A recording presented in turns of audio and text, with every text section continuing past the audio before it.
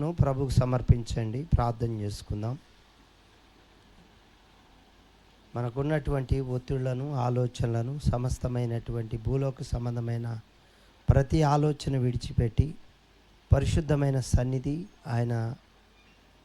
ఆయన సన్నిధిలోకి మనం వచ్చాం కాబట్టి దయచేసి ఆయన ప్రేమించే హృదయాన్ని దేవుడిచ్చులాగున, ఆయన ప్రసన్నతను, ఆయన యొక్క సన్నిధిని అనుభవించే హృదయాన్ని, మనసును దేవుడిచ్చులాగున ప్రార్థన చేసుకుందాం. అందరం కూడా దేవుని స్తుతిద్దాం. స్తోత్రం స్తోత్రం స్తోత్రం స్తోత్రం స్తోత్రం స్తోత్రం. అందరూ దయచేసి దేవుని స్తుతించండి. పవిత్రమైన మనస్సాక్షితో, ప్రభువా మీ సన్నిధికి మేము వచ్చి ఉన్నాం, మా హృదయములను ఎత్తిపట్టండి, మా ఆలోచనను తీసివేయండి. మమ్మల్ని నాయన నీ సన్నిధిని అనుభవించగలిగినటువంటి హృదయాన్ని మాకు దయచేయండి. మాలో ఉన్న అనాలోచనమైన భూలోక సంబంధమైన ప్రతి ఆలోచన తీసివేసి నిండైన హృదయాన్ని మాకు దయచేయండి అని చెప్పి అందరము దేవుని సన్నిధిలో స్తుతిద్దాం. స్తోత్రం స్తోత్రం స్తోత్రం స్తోత్రం స్తోత్రం. అందరూ తలలు వంచి ఉండగా ప్రతి ఒక్కరము కూడా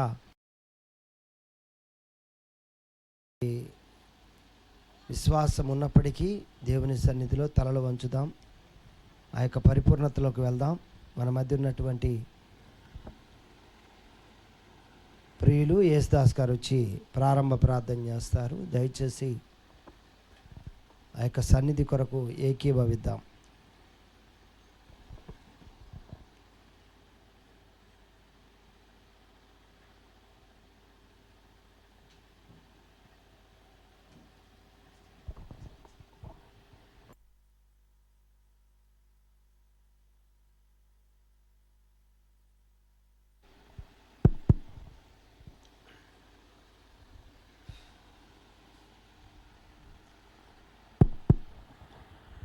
ప్రార్థన చేసుకున్నాం. ప్రభు మనకిచ్చిన సమయమును బట్టి మరి ఆయన సన్నిధి ఇక్కడ మనకు సమకూర్చాడు కాబట్టి మరి సమయమునకు వచ్చి సిద్ధపడిన ప్రతి ఒక్కరూ ఈ యొక్క సమయమునకు లైన్ ద్వారా సిద్ధపడిన నా ప్రియ సహోదరులకు కూడా వందనాలు. ప్రార్థన చేసుకుందాం. పరిశుద్ధుడు పరిశుద్ధుడు పరిశుద్ధుడు పరిశుద్ధుడు పరిశుద్ధుడు, స్తుతులకు పాత్రుడా నీకు స్తోత్రాలు. మహిమ కలిగిన మా ప్రభువా నీకు స్తోత్రాలు. ఆరాధనకు దైవమా నీకు స్తోత్రాలు. అయ్యా మా మంచి కాపరి నీకు స్తోత్రాలు. మమ్మల్ని నడిపించి అయ్యా సర్వశక్తి కలిగిన మా ప్రభువా నీకు స్తోత్రాలు. ఈ సమయమందు ప్రభువా ప్రతి నెల ప్రభువా యొక్క కూడికను జరిపిస్తున్నందుకు స్తోత్రాలు. అయ్యా నీ సన్నిధానమును మా కొరకు ఇచ్చినందుకు స్తోత్రాలు. ప్రభా ఈ స్థితిగా ప్రభా ఎక్కడ 2-3 కూడి నా నామమును స్తుతిస్తారో అక్కడ నేను ఉంటానని చెప్పుచున్న తండ్రి నీకు స్తోత్రాలు. నీ నామమును బట్టి మమ్మలను సమకూర్చినందుకు స్తోత్రాలు. నీ నామమును స్తుతించి ఒక చిన్న సహవాసమును కలిగినందుకు స్తోత్రాలు. నీ నామములో ప్రభువా నిరంతరము అయ్యా నీతో జీవించే ఒక సహవాసానికి ప్రధాన కాపరిగా నీవు మా మధ్యలో నీ ఆత్మ ద్వారా మమ్మల్ని నడిపించమని అడుగుతున్నాను ప్రభువా. నీకు స్తోత్రాలు స్తోత్రాలు స్తోత్రాలు ప్రభువా. ప్రేమైన పరలోకపు తండ్రి, ఇక్కడ ప్రభువా మా ప్రియ సహోదరులు ప్రతి ఒక్క కుటుంబాన్ని ప్రభువా త్వరపడి నీ సన్నిధికి నడిపింపును దయచేయండి ప్రభువా. ఈ యొక్క బిడ్డలో ప్రభువా భారముగా ప్రతి నెల ఈ యొక్క కూడికను జరిపిస్తుండగా వారి అవసరతలు అక్కర్లు పెరిగిన దేవుడుగా ఉండి నీవు నడిపింపు దయచేయండి అయ్యా. రక్షణ లేని బిడ్డలకు రక్షణ దయచేయండి అయ్యా. వ్యాధి బాధల్లో ఉన్న బిడ్డలకు పరమ వైద్యుడిగా ఉండి నీవే వారిని స్వస్థపరిచి నీ యొక్క పరిపూర్ణ చిత్తములో నడిపింపును దయచేయండి. నీ ఆత్మ ద్వారా ప్రతి బిడ్డను తోడుకొని నడిపింపు దయచేయండి. ఎందుకంటే ఇశ్రాయేలు దేవుడు కునుకుడు నిద్రపాడు ప్రభా అయ్యా. ఆ రీతిగా ఐగుప్తు నుండి ఏ రీతిగా నువ్వు నడిపించావో ప్రభా, ఈ దుర్దినములో నోవాహు దినములో లోతు దినమైన ఈ గడియలో ప్రభా 7వ దూత ద్వారా అయ్యా నువ్వు పంపబడిన మార్గంలోకి నువ్వు పంపిన దేవుడవు. 7వ దూత ద్వారా ప్రభా అయ్యా ఆయన స్వరమును విని ఆయన యొక్క చెప్పిన చిత్తమును చేసే ఒక చిన్న మందను అయ్యా నువ్వు కనిగి ఉన్నందుకు నీ యొక్క ప్రణాళికలో భూమికి పునాదులు వేయక ముందు ఈ చిన్న మందను నువ్వు చూసినందుకు చూస్తాలయ్యా. నీ యొక్క ఎన్నికలో ఈ చిన్న మంద అయ్యా నిన్ను స్తుతిస్తానికి నీవు అగంధ జలముల మీద ఆత్మగా ఉన్నప్పుడు అయ్యా నీ వాక్కు శరీరములను స్తుతించే భాగ్యమునిచ్చినందుకు చూస్తానయ్యా. ఈ ప్రాంతమునకు ప్రభా జీవము కలిగిన దేవుని ఆరాధించుటకు ప్రభా, ఎందుకంటే భూమి మీద పాపుల కొరకు ప్రాణం పట్టిన దేవుడు నీవే ప్రభా. అలాంటి గొప్ప దేవుని స్తుతిస్తానికి ఈ చిన్న ప్రతి నెల జరుగుతున్న ఈ కూడికకు ముందుగా నీవే ప్రధాన కాపరిగా నీ ఆత్మ ద్వారా ఇక్కడ నుండి నడిపింపును దయచేయి ప్రభా. పాటలు పాడుచున్నప్పుడు ఇక్కడ ప్రతి ఒక్కరూ ప్రభా పాటల ద్వారా నీ నామమును స్తుతించుటకు అయ్యా ఇక్కడ సహోదరుడు నడిపిస్తున్నప్పుడు కూడా నీ ఆత్మనిచ్చి నడిపింపు దయచేయండి.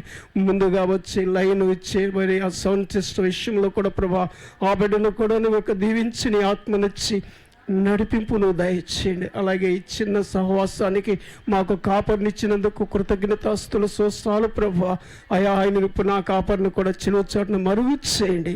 తనలో ఉండి నీ ఆత్మ ద్వారా మాట్లాడుతున్న ఆత్మ యొక్క సంగతులన్నీ ప్రభా అయ్యా మేము గ్రహించుకొని ఆ యొక్క వాక్యమును చూసి పరిశుద్ధాత్మతో మమ్మల్ని అందరూ ముద్రించి ప్రభా తనలో ఉండి మాట్లాడండి, మాలో ఉండి ఆలకించండి. అదే విశ్వాసం, అదే ఆత్మ ప్రత్యక్ష బయలుపాటు మా అందరికి దయచేయమని నా ప్రియుడు నా రక్షకుడైన ప్రభు అయిన యేసుక్రీస్తు నామమును బట్టి అడిగి వేడుకుంటూ ప్రార్థిస్తున్నా మా తండ్రి, ఆమేన్.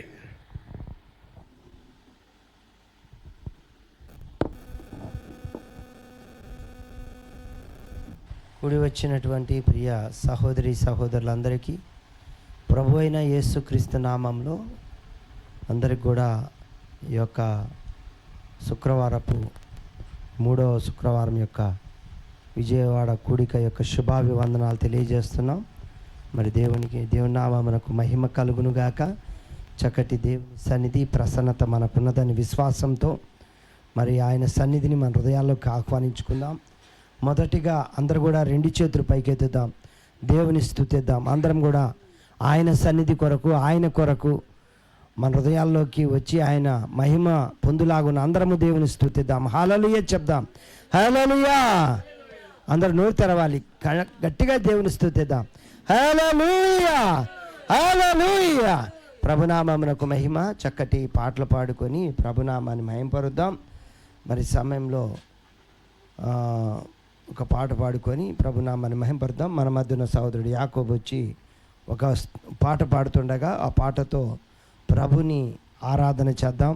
పాట పాడుతున్నప్పుడు దేవుడు మనకిచ్చినటువంటి భాగ్యమని ఎంచి ఆ పాటను మరి ప్రభుకి ఇద్దాం. మనసారా నీ మనస్సుతో పాడాలి, నీ హృదయంతో పాడాలి.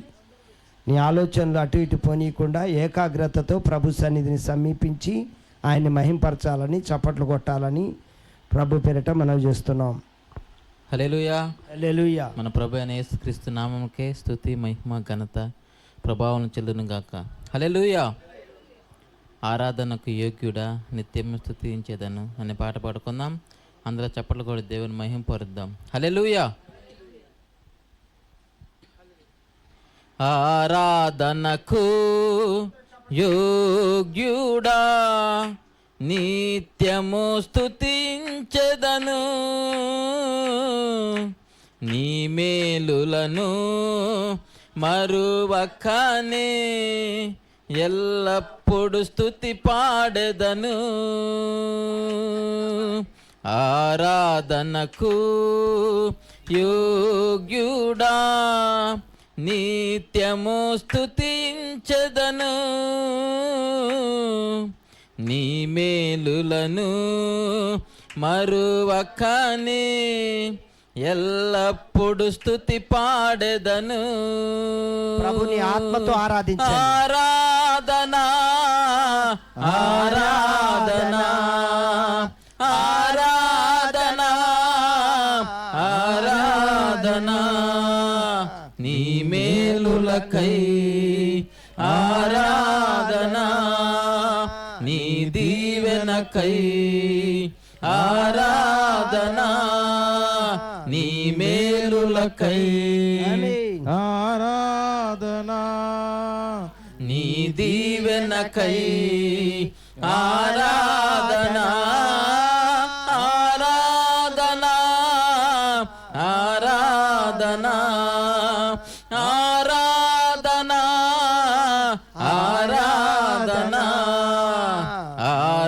ఆరాధనకు యోగ్యుడా, నిత్యము స్తుతించెదను. దినమెల్ల నీ చేతులు చాపి మధురంగా పాడాలి. నీ కౌగిలిలో కాపాడుచుంటివే. దినమెల్ల నీ చేతులు చాపి నీ కౌగిలిలో కాపాడుచుంటివే. నీ ప్రేమ, నీ జాలి, నీ కరుణకై నా పూర్ణ హృదయముతో సన్నుతింతును.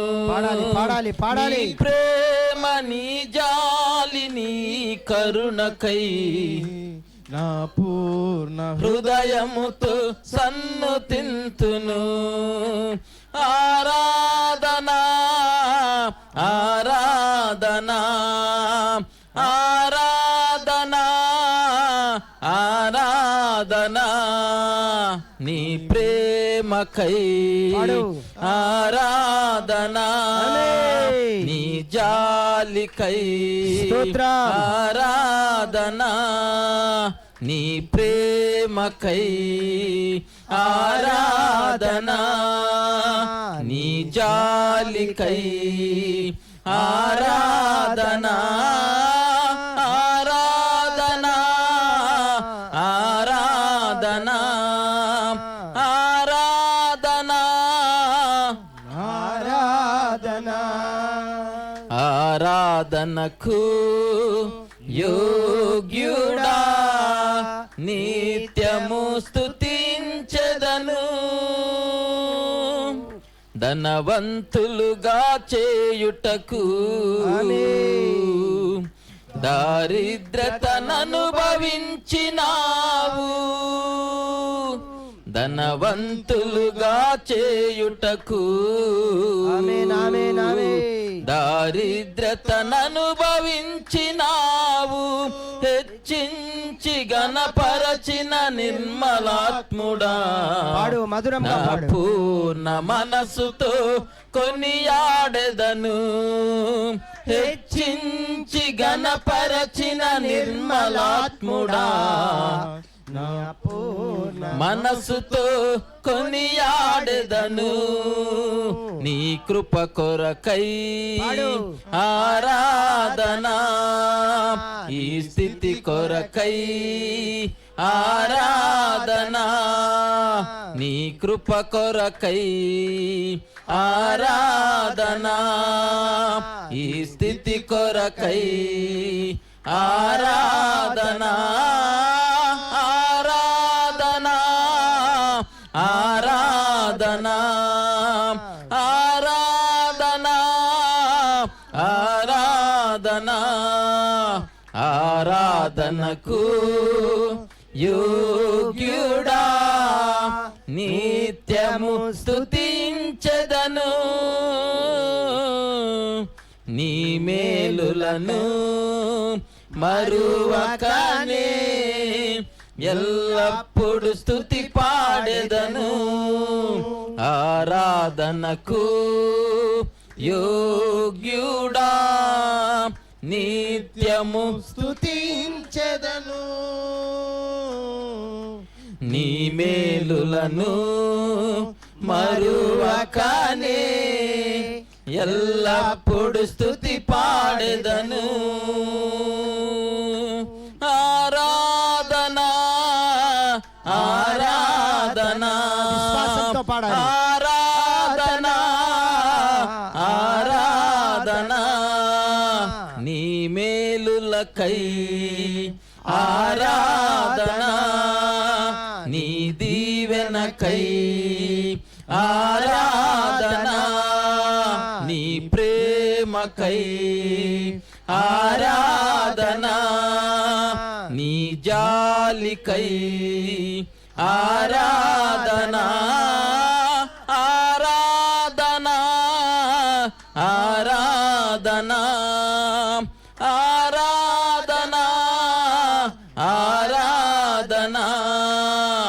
ఆరాధనకు యోగ్యుడా, నిత్య నిత్యము స్తుతించెదను నీ మేలులను మరువకనే ఎల్లప్పుడు స్తుతి పాడెదను ఎల్లప్పుడు స్తుతి పాడెదను. హల్లెలూయా హల్లెలూయా. ప్రభునామమునకు మహిమ కలుగును గాక. నిజముగా మధురమైనది ఆయన సన్నిధి, ఎల్లప్పుడూ స్తుతి నొందదగినది, మరి స్తుతి పాడదగినది ఆయన సన్నిధి. కాబట్టి దయచేసి ఆ మధురమైన దేవుని సన్నిధిని అనుభవిద్దాం. మరి హృదయముతో ఆయన సన్నిధిని సమీపించండి, ప్రేమించండి ఆయన్ని. మనకున్న ఆలోచనలు, ఒత్తిళ్ళు అన్నీ విడిచిపెట్టి మరి హృదయముతో మనసారా మరి ప్రేమించి ఆరాధన చేద్దాం. మరొక పాట పాడుకుందాం. సిస్టర్స్లో నుండి ఒకరు పాట పాడి ప్రభునామాన్ని మహింపరచండి.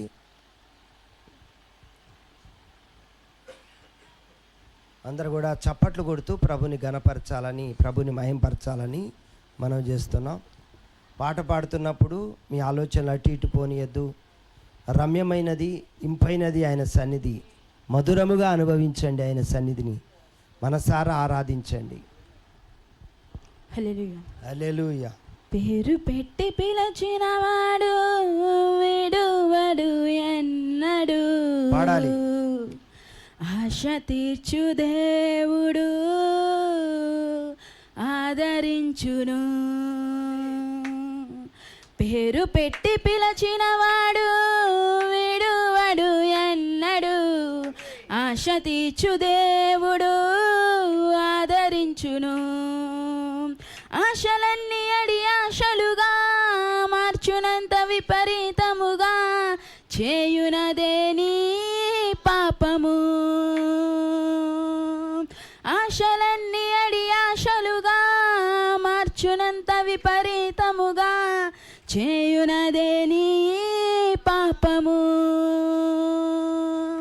యెహోవా దయాళుడు, యెహోవా దయాళుడు, ఆయన కృపా నిత్యముండును.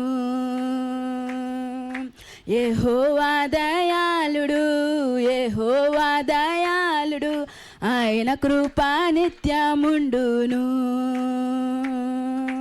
పేరు పెట్టి పిలచినవాడు విడువడు ఎన్నడు, ఆశ తీర్చు దేవుడు ఆదరించును. పేరు పెట్టి పిలచినవాడు విడువడు ఎన్నడు, ఆశ తీర్చు దేవుడు ఆదరించును. ఎవరు ఉన్నా లేకపోయినా యేసు ఉంటే చాలు, లోకమంతా విడనాడినా నిన్ను విడువడు. ఎవరు ఉన్నా లేకపోయినా యేసు ఉంటే చాలు, లోకమంతా విడనాడినా నిన్ను విడువడు. శ్రమయు బాధ హింస అయినను, కరువు వస్త్రహీనతైనను, ఖడ్గమరణమెదురే అయినను. శ్రమయు బాధ హింస అయినను, కరువు వస్త్రహీనతైనను, ఖడ్గమరణమెదురే అయినను. యేసు పునరుద్ధానుడు, యేసు పునరుద్ధానుడు, మరణపు బలము ఓడిపోయెను. యేసు పునరుద్ధానుడు, యేసు పునరుద్ధానుడు, మరణపు బలము ఓడిపోయెను. పేరు పెట్టి పిలచినవాడు విడువడు ఎన్నడు, ఆశ తీర్చు దేవుడు ఆదరించును. పేరు పెట్టి పిలచినవాడు విడువడు ఎన్నడు, ఆశ తీర్చు దేవుడు ఆదరించును. ధనము ఘనత లేకపోయినా యేసు ఉంటే చాలు, నిత్య జీవమిచ్చు యేసు నిన్ను విడువడు. ధనము ఘనత లేకపోయినా యేసు ఉంటే చాలు, నిత్య జీవమిచ్చు యేసు నిన్ను విడువడు. శ్రమయు బాధ హింస అయినను, కరువు వస్త్రహీనతైనను, ఖడ్గమరణమెదురే అయినను, శ్రమయు బాధ హింస అయినను, కరువస్త్ర ఖడ్గమరణమెదురే అయినను, యేసు రక్తమే జయం, యేసు రక్తమే జయం, యేసు నామం ఉన్నత నామం, యేసు రక్తమే జయం, యేసు రక్తమే జయం, యేసు నామం ఉన్నత నామం. పేరు పెట్టి పిలచినవాడు విడువడు ఎన్నడు, ఆశ తీర్చు దేవుడు ఆదరించును. పేరు పెట్టి పిలచినవాడు విడువడు ఎన్నడు, ఆశ తీర్చు దేవుడు ఆదరించును. ఆశలన్నీ అడి ఆశలుగా మార్చునంత విపరీతముగా చేయునదే నీ పాపము. ఆశలన్నీ అడి ఆశలుగా మార్చునంత విపరీతముగా చేయునదే నీ పాపము. యెహోవా దయాళుడు, యెహోవా దయాళుడు, ఆయన కృప నిత్యముండును. యెహోవా దయాళుడు, యెహోవా దయాళుడు, ఆయన కృప నిత్యముండును. యేసు పునరుద్ధానుడు, యేసు పునరుద్ధానుడు, మరణపు బలము ఓడిపోయెను. యేసు పునరుద్ధానుడు, యేసు పునరుద్ధానుడు, మరణపు బలము ఓడిపోయెను. యేసు రక్తమే జయం, యేసు రక్తమే జయం, యేసు నామం ఉన్నత నామం. యేసు రక్తమే జయం, యేసు రక్తమే జయం, యేసు నామం ఉన్నత నామం. పేరు పెట్టి పిలచినవాడు విడువడు ఎన్నడు, ఆశ తీర్చు దేవుడు ఆదరించును. పేరు పెట్టి పిలచినవాడు విడువడు ఎన్నడు, ఆశ తీర్చు దేవుడు ఆదరించును.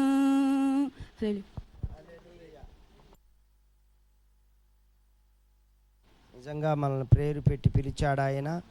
ఆయన సన్నిధి మన కొరకు ఇచ్చి ఉన్నాడు. ఆయన సన్నిధి ఒట్టిగా లేదు, ఇక్కడ శక్తితో ఉంది. హల్లెలూయా. నిజంగా ఆయన యొక్క సువార్త, ఆయన మాటలు, ఆయన సన్నిధి ఎప్పుడూ ఒట్టిగా ఉండదు, శక్తితోనే ఉంటుంది. అయితే నిజంగా మనం పాడినట్లు ఆయన పునరుద్ధానుడు, ఆయన కృప నిరంతరం ఉంటుంది. మనలో ఉన్న పాప మరణము, ఆ యొక్క బలము ఓడిపోయింది. మనము శక్తితో నింపబడినట్లయితే, ఆ కృపను నింపుకున్నట్లయితే, ఆయన సన్నిధిని మనం ప్రేమించినట్లయితే, ఆ పునరుద్ధానపు శక్తి ఇప్పుడే మనల్ని ఆవరిస్తుంది. ఆ శక్తితో దేవుడు మనల్ని నింపుతాడు, దీవిస్తాడు, మహిమతో నింపుతాడు ఆయన. కాబట్టి విశ్వాసంతో ఆరాధన చేద్దాం. మరి సమయంలో మరొక పాట పాడుకుందాం. చివరిగా మన మధ్యన సహోదరుడు మరి యేసే బ్రదర్ వచ్చి ఒక పాట పాడుతుండగా అందరము ఆ పునరుద్ధానపు శక్తి, దేవుని యొక్క కృప కొరకు కనిపెడుతూ, ప్రభువా నేను పాపిని, నాతో మాట్లాడు, నా హృదయపును అయ్యా దయచేసి క్షమించు, నన్ను బలపరచు నాయన అని చెప్పి దప్పికతో, దాహముతో, తృష్ణతో, ఆశతో ఉన్నట్లయితే దేవుడు కనికరించి కృప చూపించు దేవుడు. కాబట్టి ఆరాధన చేద్దాం చప్పట్లు కొడుతూ. హల్లెలూయా హల్లెలూయా. ఎలోహిం ఎలోహిం పాడదాం. ఎలోహిం ఎలోహిం ఎలోహిం ఎలోహిం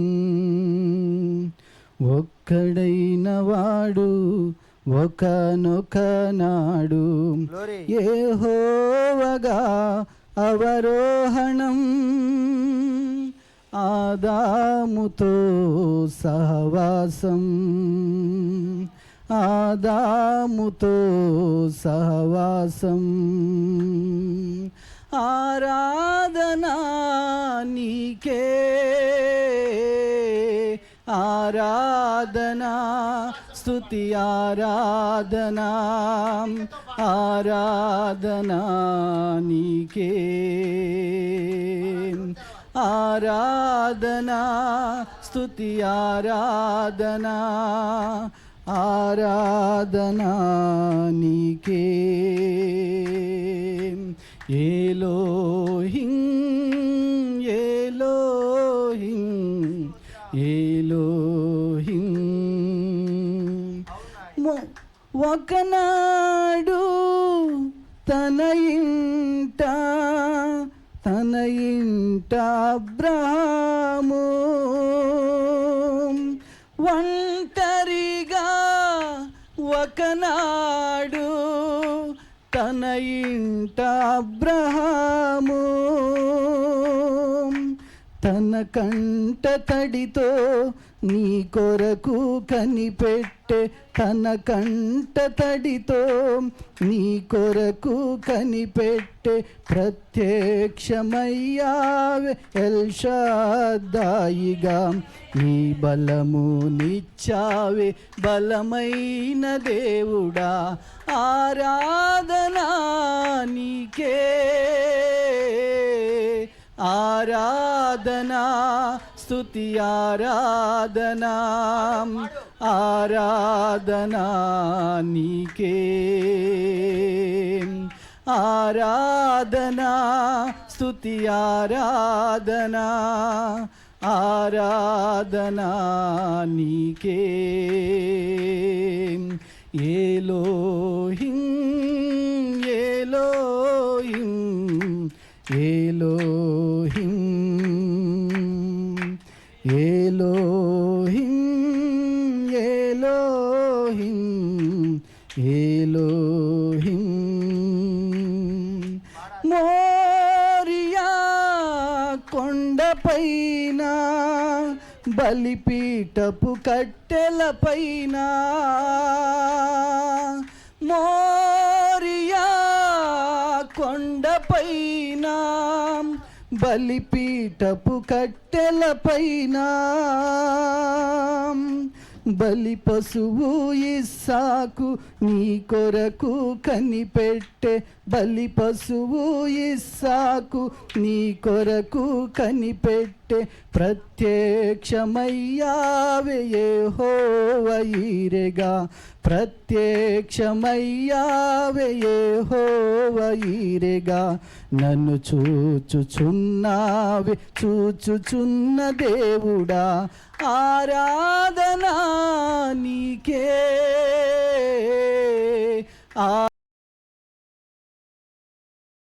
ఆరాధనా ఆరాధనా నీకే ఆరాధనా స్తుతి ఆరాధనా ఆరాధనా నీకే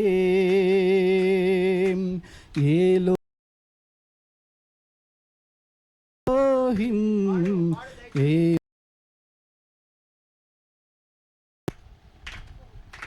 కల్వరి కొండపైన ఆమ్రాను కొమ్మపైన కల్వరి కొండపైన ఆమ్రాను పైన నా పాపరోగముకై బలి పశువు అయ్యావే నా పాపరోగముకై బలి పశువు అయ్యావే ప్రత్యక్షమయ్యావే యెహోవా ఈరెగా ప్రత్యక్షమయ్యావే యెహోవా ఈరెగా నన్ను స్వస్థపరిచావే స్వస్థపరచు దేవుడా నన్ను స్వస్థపరిచావే స్వస్థపరచు దేవుడా ఆరాధనా నీకే ఆరాధనా స్తుతి ఆరాధనా ఆరాధనా నీకే ఆరాధనా స్తుతి ఆరాధనా ఆరాధనా నీకే ఎలోహిం ఎలోహిం ఎలోహిం ఎలోహిం ఎలోహిం ఎలోహిం ఒక్కడైన వాడు ఒకనొక నాడు యెహోవాగా అవరోహణం ఆదాముతో సహవాసం ఆదాముతో సహవాసం ఆరాధనా నీకే ఆరాధనా స్తుతి ఆరాధనా ఆరాధనా నీకే ఆరాధనా స్తుతి ఆరాధనా ఆరాధనా నీకే. హల్లెలూయా. ప్రభునామమునకు మహిమ కలుగును గాక. చక్కటి దేవుని యొక్క సన్నిధి ప్రసన్నత మనకున్నది. దయచేసి అతి ప్రాముఖ్యమైన సమయానికి వచ్చాం మనం. కాబట్టి దయచేసి అందరం లేచి నిలబడదాం.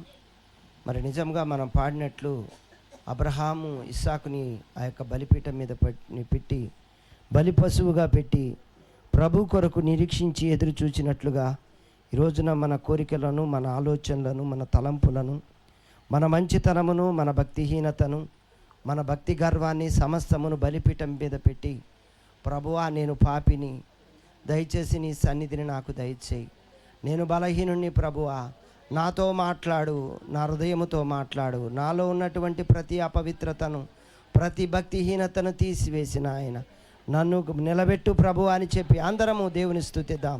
స్తోత్రం స్తోత్రం స్తోత్రం స్తోత్రం స్తోత్రం స్తోత్రం. అందరూ కూడా ప్రభువా నిజముగా నీ శక్తిని చూడాలి, నీ మాటలను వినాలి. ఓ నీ ఆత్మను నేను కలుసుకోవాలి. ఓ ఆత్మ లేనివాడు నా వాడు కాడన్నావు. నీ శక్తిని నేను చూచే కృప నాకు దయచేయి. వినగలిగిన చెవులను, గ్రహించగలిగిన మనస్సును నాకు దయచేయి అయ్యా. ఓ తండ్రి, నా ఆలోచనలు నన్ను బలహీనపరుస్తున్నాయి. ఓ నా పాపము నన్ను బలహీనపరుస్తుంది. నీ సన్నిధిలోకి ప్రవేశించకుండా నన్ను బలహీనపరుస్తుండగా ప్రభువా నువ్వు రంగం మీదకి రా నాయన, నన్ను విడిపించు, నన్ను బలపరచు నాయన. నీ శక్తిని అయ్యా నేను చూడాలి, నీ మాటలలో ఉన్న శక్తిని చూడాలి, నీ వర్తమానాన్ని కలుసుకోవాలి. ఓ నా హృదయాన్ని వర్తమానముతో నింపు. ఓ లోతుగా నా విత్తనాన్ని నాటు ప్రభువా, నా హృదయాన్ని బలపరచు నాయన. ఓ నేను కలుసుకునే శక్తిని నాకు ఇవ్వు ప్రభు అని చెప్పి దేవుని గణపరుద్దాం, దేవుని స్తుతిద్దాం. హల్లెలూయా హల్లెలూయా హల్లెలూయా.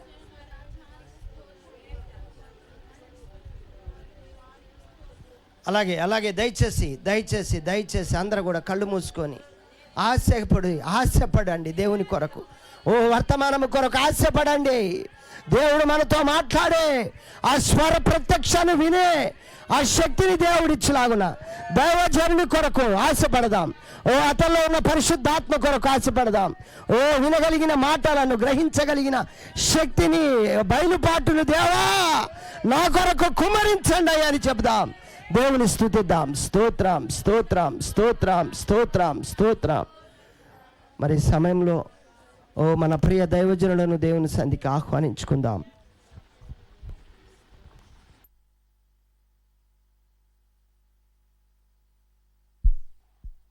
హల్లెలూయా హల్లెలూయా. అలాగే కొద్ది నిమిషాలు దేవుని స్తుతులు చెల్లించుదాం. స్తుతులు ఆపొద్దు, కొద్ది నిమిషాలు దేవుని స్తుతులు చెల్లించుదాం. హల్లెలూయా హల్లెలూయా హల్లెలూయా హల్లెలూయా హల్లెలూయా హల్లెలూయా. స్తోత్రము స్తోత్రము స్తోత్రము స్తోత్రము స్తోత్రము స్తోత్రములు.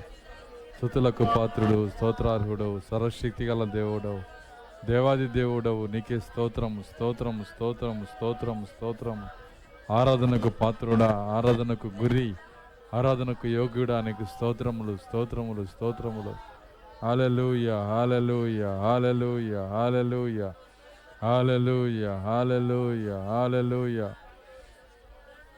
హల్లెలూయా. స్తోత్రములు ప్రభువా, తండ్రి నీకే స్తోత్రములు. మీరిచ్చిన సన్నిధిని, మీరిచ్చిన ప్రసన్నతను, మీరిచ్చిన తండ్రి నాయన ఎన్నికను బట్టి వందనాలు.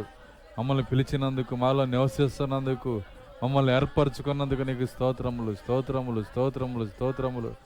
హల్లెలూయా, హల్లెలూయా, హల్లెలూయా, హల్లెలూయా. స్తోత్రములు నాయన. హల్లెలూయా. అందరం అలా కళ్ళు మూసుకునగానే చిన్న కోరస్ పాడుకుందాం. ఇదే క్షణం ఈ చోటనే మాట్లాడుమా నా యేసువా, ఇదే క్షణం ఈ చోటనే మాట్లాడుమా నా యేసువా, నీ ఆత్మతో నన్ను నింపి నీ మహిమనే చూపించుమా, నీ ఆత్మతో నన్ను నింపి నీ మహిమనే చూపించుమా. హల్లెలూయా, హల్లెలూయా, హల్లెలూయా, హల్లెలూయా, హల్లెలూయా, హల్లెలూయా, హల్లెలూయా, హల్లెలూయా. ఇదే క్షణం ఈ చోటనే మాట్లాడుమా నా యేసువా, ఇదే క్షణం ఈ చోటనే మాట్లాడుమా నా యేసువా. హల్లెలూయా. అందరం వాళ్ళు నిలబడి ఉండగానే దేవుని వాక్యం చదువుకుందాం. పరిశుద్ధ గ్రంథంలో నుండి రోమీయులకు రాసిన పత్రిక 8వ అధ్యాయము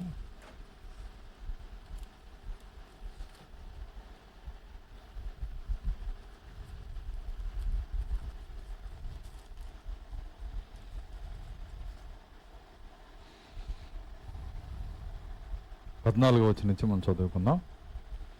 దేవుని ఆత్మచేత ఎందరూ నడిపించబడుదురో వారందరూ దేవుని కుమారులయ్యుందురు. ఎలయనగా మరలా భయపడ్డకు మీరు దాస్యపాత్మను పొందలేదు, కానీ దత్తపుత్రాత్మను పొందితిరి. ఆ ఆత్మ కలిగిన వారమై మనము అబ్బా తండ్రి అని మొర్రపెట్టుచున్నాము. మనము దేవుని పిల్లలమని ఆత్మ తానే మన ఆత్మతో కూడా సాక్ష్యమిచ్చుచున్నాడు. మనం పిల్లలమైతే వారసులము, అనగా దేవుని వారసులము, క్రీస్తుతో కూడా మహిమ పొందుటకు ఆయనతో శ్రమపడిన ఎడల క్రీస్తు తోటి వారసులము. దేవుడు తన వాక్యం దీవించును గాక. ప్రార్థించుకుందాం. స్తోత్రములు, స్తోత్రములు, స్తోత్రములు ప్రభువా. కృపగల తండ్రి, మీ స్తోత్రాలు చెల్లిస్తున్నాం. తండ్రి యొక్క విజయవాడ పట్టణంలో ఆయన ఈ రీతిగా నీ బిడ్డల మధ్యలో ప్రభువా మరొక నెల మాకిచ్చి ఆయన తండ్రి మేము కలిసి ఆరాధించటానికి, వాక్యమును ధ్యానించటానికి, మిమ్మల్ని ఆయన తండ్రి ఆరాధించటానికి ప్రభువా, వాక్యమై ఉన్న దేవుణ్ణి ఆరాధించటానికి మీరు ఇచ్చిన సమయాన్ని బట్టి వందనాలు చెల్లిస్తున్నా. మా ఆలోచనలు, మా తలంపులు స్వాధీనపరచుకోనండి. అనేక ఒత్తిడులు, అనేక సమస్యలు, అనేక ఆయన తండ్రి కార్యములు మా చుట్టూ ఉన్నవి, కానీ ఈ గలిబిలి గందరగోళాలన్నింటిలో ప్రభువా మిమ్మల్ని ఆరాధించటం మాత్రమే మాకు నాయన మిగిలి ఉంటుందని మేము నమ్ముచున్నాము. శాశ్వతమైనది అదే తండ్రి. నిజంగా మా జీవితంలో మేము సంపాదించుకునేది కూడా అదే ప్రభువా. ఆయన ప్రతి గందరగోళం వల్ల మాకే ఉపయోగం లేదు. ఆయన ప్రతి శ్రమ వల్ల మాకే ఉపయోగం లేదు. మా చింతల వల్ల మాకేం ఉపయోగం లేదు. తండ్రి సహాయము దయచేయండి, కనికరించండి, కృప చూపించండి. నన్ను సిలుచాటం మరుగు చేయండి. ఆయన నేను బలహీనం, నన్ను బలపరచండి. మీరే మాట్లాడి మీ నామానికి మహిమ తెచ్చుకోమని యేసుక్రీస్తు నామములో ప్రార్థించి వేడుకొంచున్నాము తండ్రి. ఆమేన్.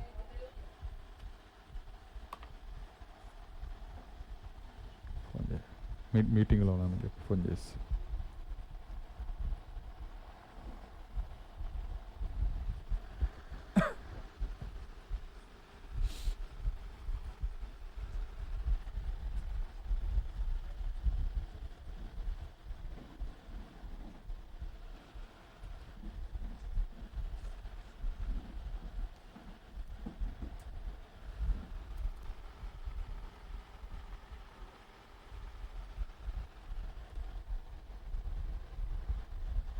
సరే, మంచిది. మరి 10 నిమిషాలు మనకు ఆలోచన వాక్యం పైన ఉంచుదాం. మరి చదవబడినటువంటి లేఖనంలో మనము బహుశా ఈ కూడికలు ప్రారంభించినప్పటి నుంచి అదే చదువుతున్నానేమో, అంతేనా? అప్పటి నుంచి ఇదే లేఖనాన్ని మనం ధ్యానిస్తున్నాము. మరి మనకు అంశం ఏంటంటే ఆత్మ ద్వారా నడిపించబడుట, పరిశుద్ధాత్మ ద్వారా నడిపించబడుట. ఎందుకు మరి ఈ అంశాన్ని మనం తీసుకున్నామంటే, పరిశుద్ధాత్మ ద్వారా నడిపించబడుట అనే ఒక భాగము మరి ఒక క్రైస్తవ జీవితంలో పరిశుద్ధాత్మ ద్వారా నడిపించబడుట అనే ఒక భాగం ఉన్నది. అదే సమయంలో మన సొంత జ్ఞానంతో నడవటం అనేది ఒక భాగం ఉన్నది. 2 కార్యాలు ఉన్నాయి. సో మనము మరి మన జ్ఞానంతో నడవటానికే ఎక్కువ ప్రయత్నాన్ని చేస్తాము. ప్రతి మనిషి కూడా మరి తాను ఏం నేర్చుకున్నాడో, మరి ఏ కార్యాలని తాను చూశాడో దానిని బట్టే మరి నడవటానికి ప్రయత్నం చేస్తాడు. తన జీవితంలో ఏది తన సొంత జ్ఞానంలో నేర్చుకున్నాడో దాన్ని బట్టే నడుస్తాడు. అయితే మనము మన జ్ఞానమును పక్కన పెట్టి, మన సొంత జ్ఞానమును పక్కన పెట్టి పరిశుద్ధాత్మను మన హృదయంలోకి ఆహ్వానించి ఆత్మ నడిపిస్తున్నప్పుడు మనము పరిశుద్ధాత్మ ద్వారా మరి నడవటానికి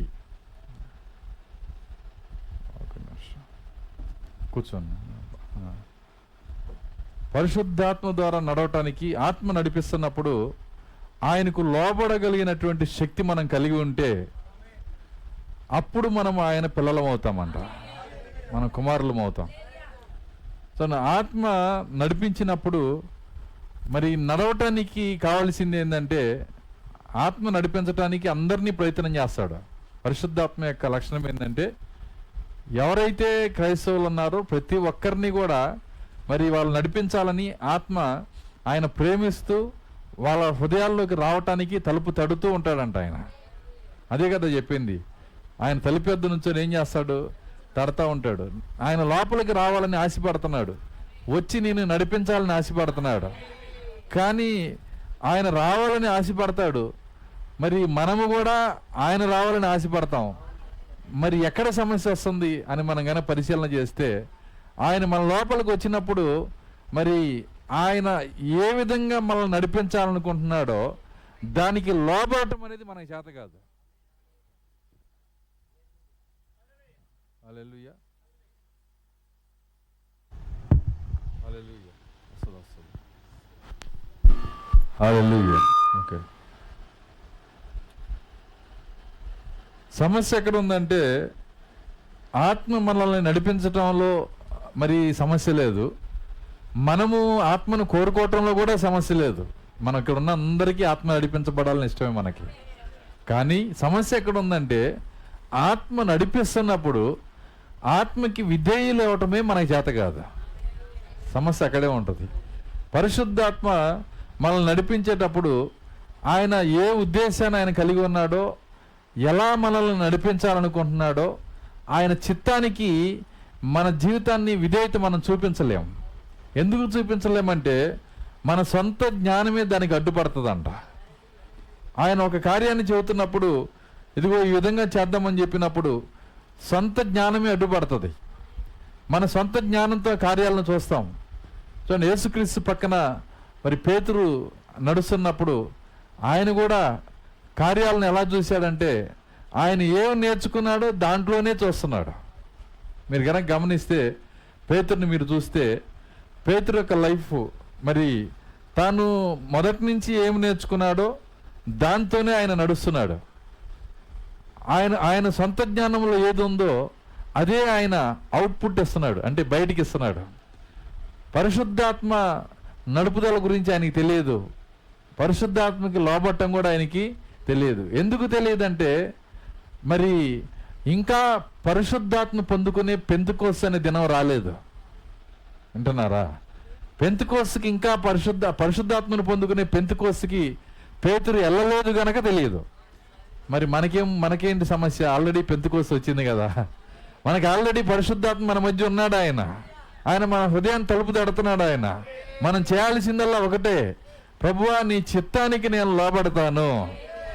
దాని కొరకు మనం ఏం చేయాలంటే మన సొంత తెలివిని, మన సొంత జ్ఞానాన్ని మనం తీసి పక్కన పడేయాల. మన సొంత జ్ఞానం పక్కన పడేస్తే, మనం గనక మన జ్ఞానాన్ని గనక వాడకుండా ఉంటే పరిశుద్ధాత్మకి ఈజీగా మనము ఆయన చిత్తాన్ని చేసే విధంగా ఆయన చేతిలో మనం అమిరిపోతాం. నిజం, ఆయన చేతిలోకి వెళ్ళటం వరకే మనం చేయాలి. ఆయన చేతిలోకి వెళ్తే మనము ఎంత బలహీనం అనేది లెక్కలోకి రాదు. ఎందుకంటే బలం ఆయింది అక్కడ. కాబట్టి శాంసన్ చేతిలోకి గాడిద ఎముక వెళ్ళింది, దవడెముక. ప్రవక్త అంటున్నాడు, ఆ దవడెముక తీసుకొని ఒక సైనికుడు, ఫిలిస్తీయ సైనికుడి యొక్క ఆ రొమ్ము మీద మరి కనుక కొడితే ఆ ఇత్తడి కవచం ఉంటుందంట. అక్కడ ఈ ఎముక 1000 ముక్కలు అయిద్దంట. ఏంటది? ప్రవక్త అంటున్నాడు, ఈ ఎముక ఎండిపోయిన ఎముక, అది కూడా పచ్చి ఎముకన్నా కాస్త సాగిద్ది. వింటున్నారా? ఈ ఎండిపోయి పెలుసైపోయినటువంటి ఎముకతో మరి ఆ యొక్క కవచం మీద కొడితే ఏమైద్దంటే వాడికి ఏదో అయ్యే సంగతి తర్వాత ముందు ఈయన ఆయుధం బయలిపోయిద్ది. అంటే మరి అలాంటి బలహీనమైన ఎండిపోయిన ఎముక కూడా తీసుకొని ఆత్మ చేతిలోకి ఆ ఎముక వెళ్ళినప్పుడు 1000 మందిని కుప్పలు చేసి పెట్టాడంట. అర్థమవుతుందా? నాకు ఆ శాంసన్ మీద ఒక మూవీ తీశారు. దాని తర్వాత ఆ యొక్క ఫిలిస్తీయ రాజు ఆ శత్రువు వాడిన ఆ అద్భుతమైన ఆయుధం ఏంటో ఒకసారి తీసుకురండి, నేను చూస్తానన్నాడంట. జాగ్రత్తగా తీసుకొచ్చి అక్కడ పెడితే ఇట్ట పట్టుకు గాడిద ఎముక. దీంతో మన సైనికులకు ఇస్తే ఏమన్నా ఉపయోగం ఉందా? ఈ యొక్క గొప్ప ఆయుధాన్ని మనం వాడితే ఏమన్నా ఉపయోగం ఉందా? ఆయుధంలో శక్తి లేదు. వింటున్నారా? ఆ ఆయుధాన్ని పట్టుకున్న ఆత్మలోనే శక్తి ఉంది. ఈరోజు ఆ గాడిద ఎముక నువ్వు నేనే. మనలో ఏ శక్తి లేదు. మనం ఎందుకు పనికిరామో, మనం ముక్కలు అయిపోతాము. కానీ ఆత్మ చేతిలోకి వెళ్ళినప్పుడు గొప్ప విజయాన్ని దేవుడు మనకి ఇస్తాడు. ఆయన దేవుని స్తోత్రం, హల్లెలూయా. కాబట్టి మనం చేయాల్సిందల్లా మరి ఆయన చేతిలోకి వెళ్తున్నామా లేదా, ఆయన చేత మనం నడిపించబడుతున్నామా లేదా, ఆయన చేత నడిపించబడటానికి ఉన్న సమస్య ఏంటి, ఆ సమస్యను కనుక మనం పరిష్కరించుకోగలిగితే ఆయన చేతిలోకి మనం వెళ్ళిపోతాం. మనం ఆ సమస్య మనం దేవుని సన్నిధిలో కూర్చొని ప్రార్థన చేయాలి. ప్రభువా నా సొంత జ్ఞానం తీసేయండి, నా సొంత తలంపులు నాలో నుంచి తీసేయండి, నేను నేర్చుకున్న కార్యాలు నాలో నుంచి తీసేయండి. పేతురు ఆ పరిశుద్ధాత్మ చేతిలోకి వెళ్ళటానికి ఇంకా పెంతెకోస్తు రాలేదు, పరిశుద్ధాత్మ భూమి మీదకి రాలేదు గనక ఆయన లైఫ్ ఎలా ఉందంటే తన జ్ఞానాన్ని వాడేవాడు. సో ఆయన ఆ యొక్క పడవ దగ్గరికి యేసుక్రీస్తు వచ్చినప్పుడు కూడా నీ మాట చొప్పున వేస్తానన్నాడు. ఆయన అన్నాడా లేదా? నీ మాట చొప్పున అంటే అర్థమైందంటే విఫలమైతే నీ మాట విఫలమైద్ది. ఇంకో కోణంలో చెప్పాలంటే ఒక రకంగా అది విధేయతగా ఉంది, దాని వెనకాల జ్ఞానం కూడా ఉంది. ఏంటి ఆ జ్ఞానం అంటే విఫలమైతే నీ మాట విఫలమైద్ది, నా మాట ప్రకారం కాదు. వింటున్నారా? ఎవరైనా వచ్చి కొద్ది కూర వండేటప్పుడు ఉప్పు చాలేదని ఎవరైనా చెప్పారని టేస్ట్ చూసి నీ మాట చొప్పున వేస్తా, చెడిపోతే నాది కాదంటాడు. అర్థమవుతుందా? సో జాగ్రత్త అనమాట. అదేవిధంగా నీ మాట చొప్పున వేస్తాను. చూడండి ఆయన జ్ఞానము. నేను చేపలు నువ్వు పుట్టినప్పుడు నువ్వు పుట్టక ముందు నుంచే నేను చేపలు పడుతున్నాను. నీ వయసు 33, నా వయసు 53. అర్థమవుతుందా? నాకు 20 సంవత్సరాల వయసులో నేను ఇక్కడ సీనియర్ బెస్త యువకుడిని. ఇక్కడ ఈ సముద్రం అంతా నా చేతిలో ఉంది. ఎక్కడ పట్టాలో ఏం చేయాలో మా తాత అన్నీ నేర్పించాడు. సరే, మంచి జ్ఞానం కలిగిన వ్యక్తి. అలాంటి వ్యక్తికి ఏ రోజు చేపలు పట్టిన వ్యక్తి వచ్చి నిలబడి చెబుతున్నాడు, ఎవరైనా యేసుక్రీస్తు. ఆయన నువ్వు బెస్త వ్యక్తివా, నీ పడవ ఎక్కడ, ఎంత సీనియర్వి అన్నాడు. అసలు నాకు పడవలేదన్నాడు. పోనీ ఎంత సీనియర్వి, ఎప్పుడన్నా పట్టావా, ఒక్కసారి కూడా పట్టలేదన్నాడు ఆయన. మరి నీకెలా తెలుసు అక్కడ చేప ఉంటుందని? చూడండి, ఆయన సీనియారిటీని చూస్తున్నాడు, ఆయన సొంత మనసును వాడుతున్నాడు. కానీ దేవుని కృప ఆయన మీద ఉన్నది గనక ఆ మనసును పగలగొట్టి దేవుని శక్తిని కనపరిచాడు అక్కడ. దేవుని స్తోత్రం, హల్లెలూయా. అప్పుడు దాన్ని చూసినప్పుడు ఆయన కూర్చొని ఏడ్చాడు, ప్రభువా నన్ను వదిలిపెట్టి వెళ్ళిపో, ఎందుకంటే ఇంత శక్తి కలిగినటువంటి ఇంత గొప్ప దేవుని సన్నిధిలో ప్రభువా నేను నీతో సహవాసం చేయటానికి నేను యోగ్యుణ్ణి కాదు, నీ ముందు నిలబడటానికి కూడా యోగ్యనే కాదు. సో ఎంత ఎంత ఎంత ఎంత భక్తి, ఎంత భయం మీరు చూడండి. అందుకే పేతురుని దేవుడు ఎన్నుకున్నది అక్కడ. దేవుని స్తోత్రం, హల్లెలూయా. కానీ ఇంకా సొంత మనసు గుజ్జు ఉంది లోపల, అర్థం కాదా ఏందండి? కొంత కొంత గుజ్జు ఉంటుంది లోపల. ఆ గుజ్జు తీసేస్తేనే దేవుని ఆత్మ లోపలికి వెళ్ళిద్ది, ఖాళీ చేయబడాల. ఒకరోజు కొన్ని వేల మంది యేసుక్రీస్తుని ముట్టుకుంటే చాలని మీద పడతా ఉన్నారు. ఇవన్నీ ప్రార్థన చెప్పినే నేను చెప్తుంది. ముట్టుకుంటే చాలని మరి ఆయన మీద పడతా ఉంటే ఆ యొక్క రక్తస్రావపు స్త్రీ వచ్చి ఆమె పాక్కుంటా వెనక నుంచి వచ్చి మరి ఆయన వస్త్రపు చెంగు కింద నుంచి పట్టుకుందంట. కింద పారాడుతున్న చెంగు ఉంటుంది చూసారా, ఆ అంగి చెంగుని పట్టుకొని అట్లా పట్టుకున్నట్టు వదిలేసింది అంతే. యేసుక్రీస్తు నడిచేవాడు ఆగిపోయాడు. ఆయన ఆగిపోగానే ఏమొక భయం వేసింది. ఎందుకంటే అందరూ నడుచుకుంటూ పోతున్నప్పుడు అందరూ ముట్టుకుంటున్నారు, ఆయన వెళ్ళిపోతున్నాడు, ఆయన పట్టించుకోవట్లా, తాగుతున్నారు, వెళ్ళిపోతున్నారు, స్వస్థత పొందేవాళ్ళు స్వస్థత పొందుతున్నారు. అట్లా జరిగిపోతే ఏ బాధ ఉండదు, వింటున్నారా? కానీ ఇక్కడ ఈమె రోగము కాదు సమస్య. మరి ఆమె సమస్య ఏంటంటే బైబిల్ ప్రకారము ఆమె అపవిత్రురాలు, ఆమె దూరంగా ఉండాల్సిన ఆమె. అలాంటి ఆమె ఆ చట్టాన్ని పక్కన పెట్టి కెరూబుల మధ్య ఉండే యెహోవా నడుస్తుంటే చెప్పచ్చు ఆ విధంగా. ఎవరైనా యేసుక్రీస్తు కెరూబుల మధ్య ఉన్న యెహోవా ఆయన. చూడండి, ఆ మందిరం యొక్క ఆవరణలోకి వెళ్ళటానికి కూడా అర్హురాలు కదా ఆమె. అలాంటి ఆమె ధైర్యం చేసి, ఆమెకి తెలుసు ఆయన ముట్టుకోకూడదని, తన పరిస్థితి ధర్మశాస్త్ర ప్రకారము ముట్టుకోకూడదని ఆమెకు కూడా తెలుసు. కానీ ఆమె కృప కొరకు మరి ఆమెకు వేరే దిక్కు లేదు. ఆమె బ్రతకాలంటే వేరే ఉన్న దిక్కు ఏంటంటే ఆయన మాత్రమే. కాబట్టి నేను ముట్టుకుంటాను, ఆయన దాన్ని వెళ్ళిపోతాడు అన్నట్టుగా ముట్టుకుంది. కానీ ఆమె తప్పుని ఎత్తుతున్నట్టుగా నుంచున్నాడు ఆయన. ముట్టుకోగానే ఆయన అయిపోయాడు. ఏమో గుండె అయిపోయింది, నేను ముట్టుకోవటం వల్ల ఆయన అయిపోయాడా, ఇప్పుడు నా పేరు చెప్పి నన్ను తిడతాడా, నేను ముట్టుకోకూడదు, నువ్వు అపవిత్రురాలి, నన్ను ఎందుకు తాగావు అంటాడా. రకరకాల ప్రశ్నలు ఆమెకు వచ్చేసినాయి. వాస్తవంగా ఆమె తాకకూడదు, నిజమేనా? చూడండి, ఆమె తాకిన వస్తువులు కూడా కడిగి సాయంత్రం దాకా మళ్ళీ అవి పవిత్రం అవ్వంట. మీరు బైబిల్ చదవండి, వింటున్నారా? మరి అట్లాంటి అపవిత్ర స్థితిలో ఉన్నామ కూడా తాకితే ఆ కెరూబుల మధ్య ఉన్న యెహోవా ఏం మాట్లాడలేదు. ఆయన మాట్లాడకపోగా తనలో ఉన్న ప్రభావాన్ని ఆమెలోకి పంపించాడు ఆయన. దేవుని స్తోత్రం, హల్లెలూయా. నా ప్రభావం ఆమెలోకి వచ్చినప్పుడు ఆయన అంటున్నాడు, నాలో నుంచి ప్రభావం వెళ్ళిపోయింది, ఎవరో లాగారు అంటున్నాడు. ఎవరో నన్ను తాకారు అన్నాడు. ఎవరో నన్ను తాకారు. పేతురు పాత గుజ్జుతో ఉన్నాడుగా, అర్థమవుతుందా? ప్రభువా, ఇక్కడ వేలకు వేల మంది ప్రవక్త చెప్పిన ఎక్స్ప్లెనేషన్ ఇది. వేల మంది నీ మీద పడి తాకుతూ వెళ్తుంటే ఎవరో ఒక్కరు తాకారంటావింది నువ్వు. నిన్ను పొద్దున్నుంచి తాకిన వాళ్ళని లెక్క పెడితే కొన్ని వేల మంది ఉంటారు, ఒక్కరు తాగటం ఏంటి? అందుకే ఆయనకు మతి చెల్లించిందని మీ ఇంటి వాళ్ళే చెప్పారు. అర్థమవుతుందా? వాక్త అంటున్నాడు ఇవన్నీ. చూడండి, ఆయనకు ఇట్లాంటి మాటలు అనబట్టే కదా ప్రభువా మరి మేము వెంబడిస్తున్న గురువు గారు పిచ్చోడు, మతి చెల్లించింది, దయ్యం పట్టినోడు అందరూ అంటున్నారు. మీరు కూడా మీ ప్రార్థన చూస్తే అట్లాగే ఉంది. ఇప్పుడు అర్థమవుతుందా?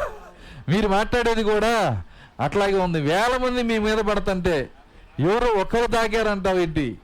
ఆయన అంటున్నాడు, లేదు లేదు తాకారు అంటున్నాడు. నన్ను తాకారు. అవి అర్థం చేసుకునే స్థితిలో ఇంకా అక్కడ పేతురు రాలా. పాత మనసులోనే, పాత జ్ఞానంలోనే ఉన్నాడు. ఆ పాత మనసు, ఆ పాత జ్ఞానంలోనే ఇంకా క్రీస్తుని వెంబడిస్తున్నాడు. కానీ మీరు గమనించండి, అయినప్పటికీ దేవుని యొక్క జగత్తు పునాది వేయబడక ముందే పరిపూర్ణత కొరకు పేతురుని ఎన్నుకున్నాడు గనక ఆయన అలా వెంబడిస్తున్నా దేవుడు ఏం ఖండించలేదు ఆయన్ని. ఏ విషయంలో ఖండించలా. ఆయన చెప్పే ప్రసంగం కూడా పేతురికి అర్థం కావట్లా. ఉన్న వాళ్ళ సీనియర్ పాస్టర్ ఆయన, కానీ ఆయనకే అర్థం కావట్లా. ఒకరోజు ఆయన ఏమంటున్నాడంటే, పులిసిన పిండి గురించి జాగ్రత్త అన్నాడు. ఆయన అన్నాడా? పులిసిన పిండి గురించి జాగ్రత్త. ఎప్పుడైతే ఆ మాట చెప్పాడో మరి పేతురు అంటున్నాడు, నేను చెప్పానా ఆయన పొల్లంటి చపాతీలు తినడని? మీరు ఎందుకు ఆ పిండి ఫ్రెష్గా ఎందుకు చేయట్లేదు? ఫ్రెష్గా చేయటానికి పిండి ఉండట్లేదయా? ఎందుకు లేదు? పిండి కొనడానికి డబ్బులు ఉండట్లేదా? డబ్బులు ఎందుకు లేవు? వేసిన డబ్బులు కదా ఇంటికి ఎత్తుకెళ్తున్నాడయా. అర్థమవుతుందా? ఇక్కడ ఉండట్లేదు అని చెప్తున్నారు. అప్పుడు అవన్నీ చూసి, నేను పిండి కోసం చెప్పానా? ఆయనకే డౌట్ వచ్చింది. నేను పిండి కోసం ఎవరు చెప్పారు నీకు?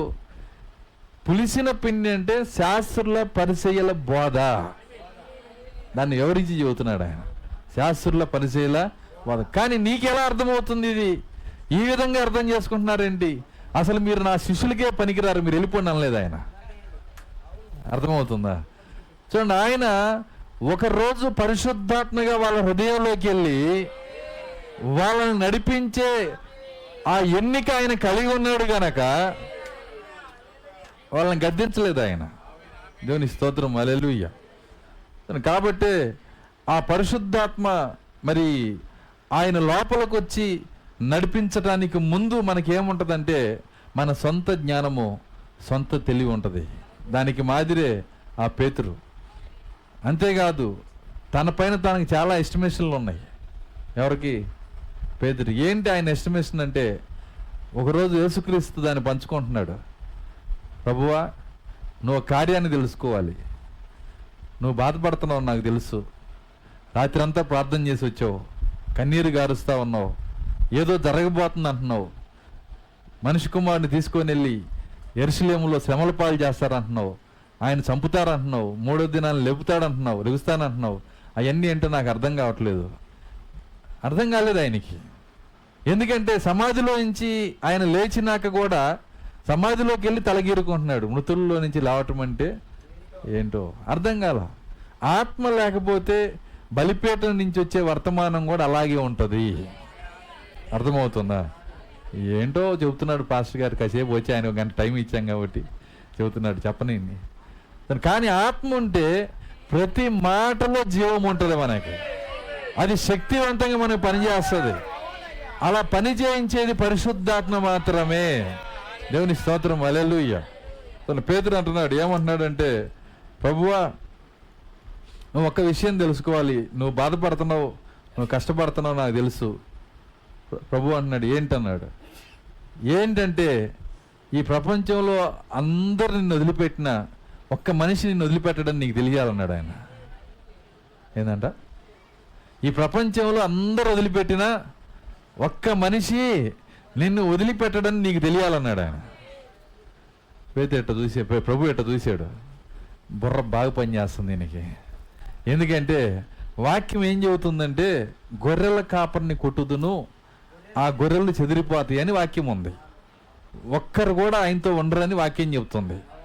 కానీ ఈయనొచ్చి ఆయన బుర్రను పదును పెట్టి ఏం చెబుతున్నాడంటే, ఒక్కడున్నాడు నా గురించి మీకు తెలియదు.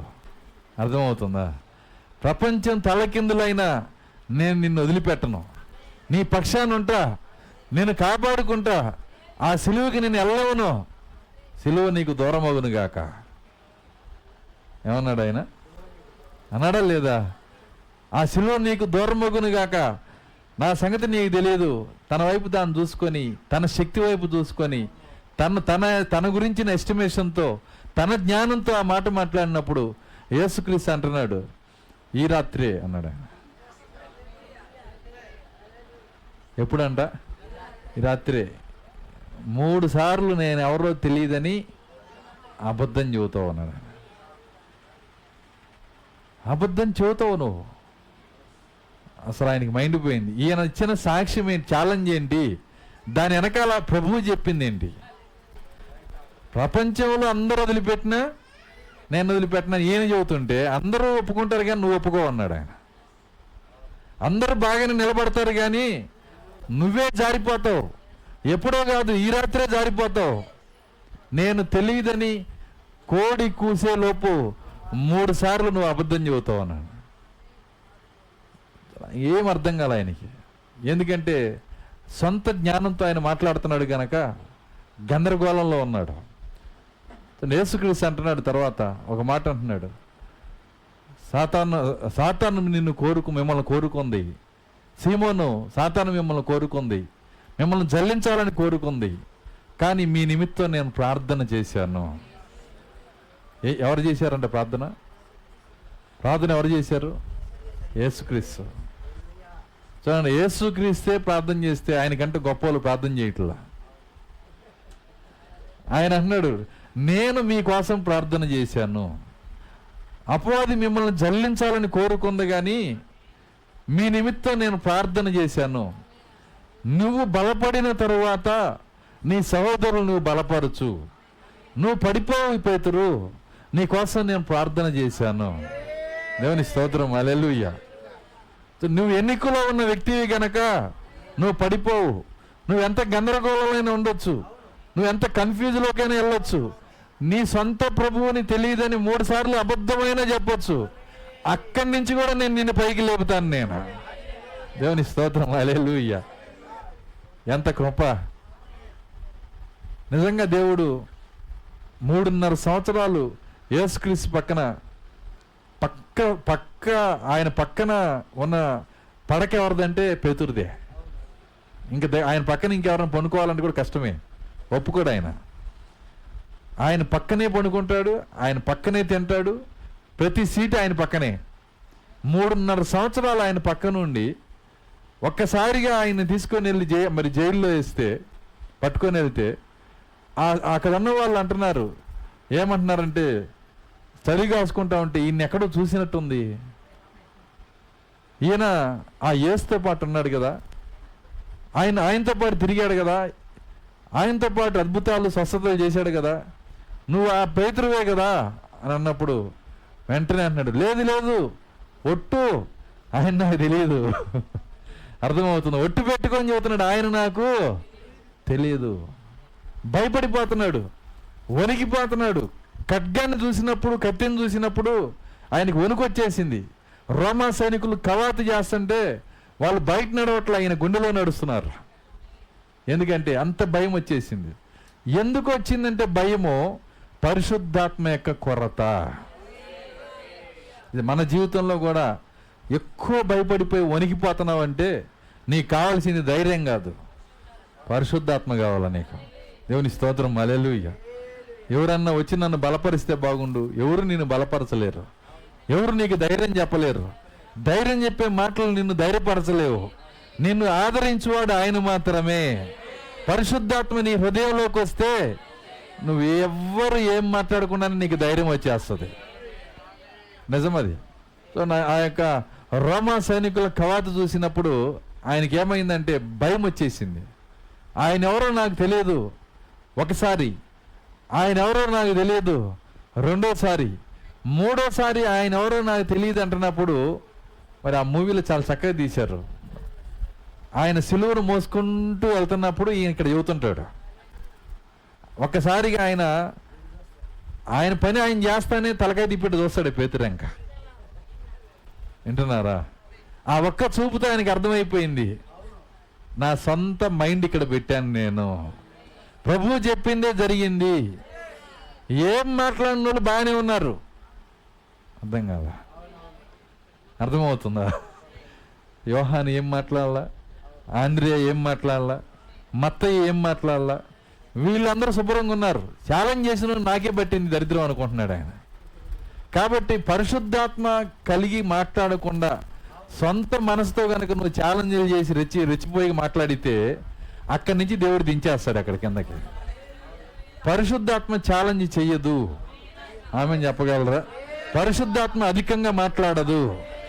పరిశుద్ధాత్మ ఎక్కువ మాట్లాడదు. అవునంటే అవును, దాన్ని మించి వచ్చింది లేఖనం. అది ఆత్మ అలా చెప్పదు. కాబట్టి ఆత్మ కలిగిన జీవితంలో నువ్వు వచ్చినప్పుడు నీ మాటలు వేరుగా ఉంటాయి, నీ నడక వేరుగా ఉంటుంది, నీ ఉద్దేశాలు వేరుగా ఉంటాయి.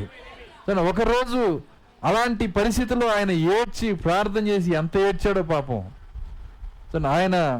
ఆయన తిరిగి వెనక్కి రావడానికి కావలసిన పరిశుద్ధాత్మను దేవుడు ఇచ్చాడు అక్కడ. యేసుక్రీస్తు ప్రార్థనను బట్టి. మీకు తెలుసా, మీకు రహస్యం చెబుతున్నాను నేను. యేసుక్రీస్తు నా కోసం కూడా వ్యక్తిగతంగా ప్రార్థన చేశాడు.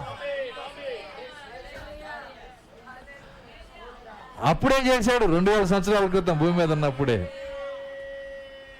నీ కోసం కూడా చేశాడు ఆయన. నా కోసం చేశాను అనుకుంటే రహస్యంగా ఎప్పుడైనా చేశాడా వచ్చాను, అది కాదు. అర్థమవుతుందా? ఆయన ఎన్నుకోబడిన ప్రతి విత్తనం కోసం ఆయన ప్రార్థన చేశాడు. తండ్రి, నీవు నాకు అనుగ్రహించిన వారిలో ఒక్కరిని కూడా నేను పోగొట్టుకోలేదు. వారిని నేను కాపాడాను, వారిని సత్యమందు ప్రతిష్ఠ చేస్తున్నాను. తండ్రి యేసుక్రీస్తుకి ఇచ్చినటువంటి వాళ్ళందరినీ ఏం చేశాడు ఆయన? సత్యమందు ప్రతిష్ఠ చేశాడు. సత్యం వాళ్ళు పట్టుకుంటారు. వర్తమానం ఎక్కడుందో వాళ్ళు దాన్ని పట్టుకుంటారు. వర్తమానాన్ని పట్టుకునే శక్తి మనకి ఎక్కడి నుంచి వచ్చిందంటే ఆయన సత్యమందు ప్రతిష్ఠ చేయబట్టి. దేవుని స్తోత్రం, హల్లెలూయా. ఎంత గొప్ప ప్రార్థన అది. కాబట్టి మనుషుల ప్రార్థన పడిపోయింది కానీ యేసుక్రీస్తు ప్రార్థన పడిపోదు.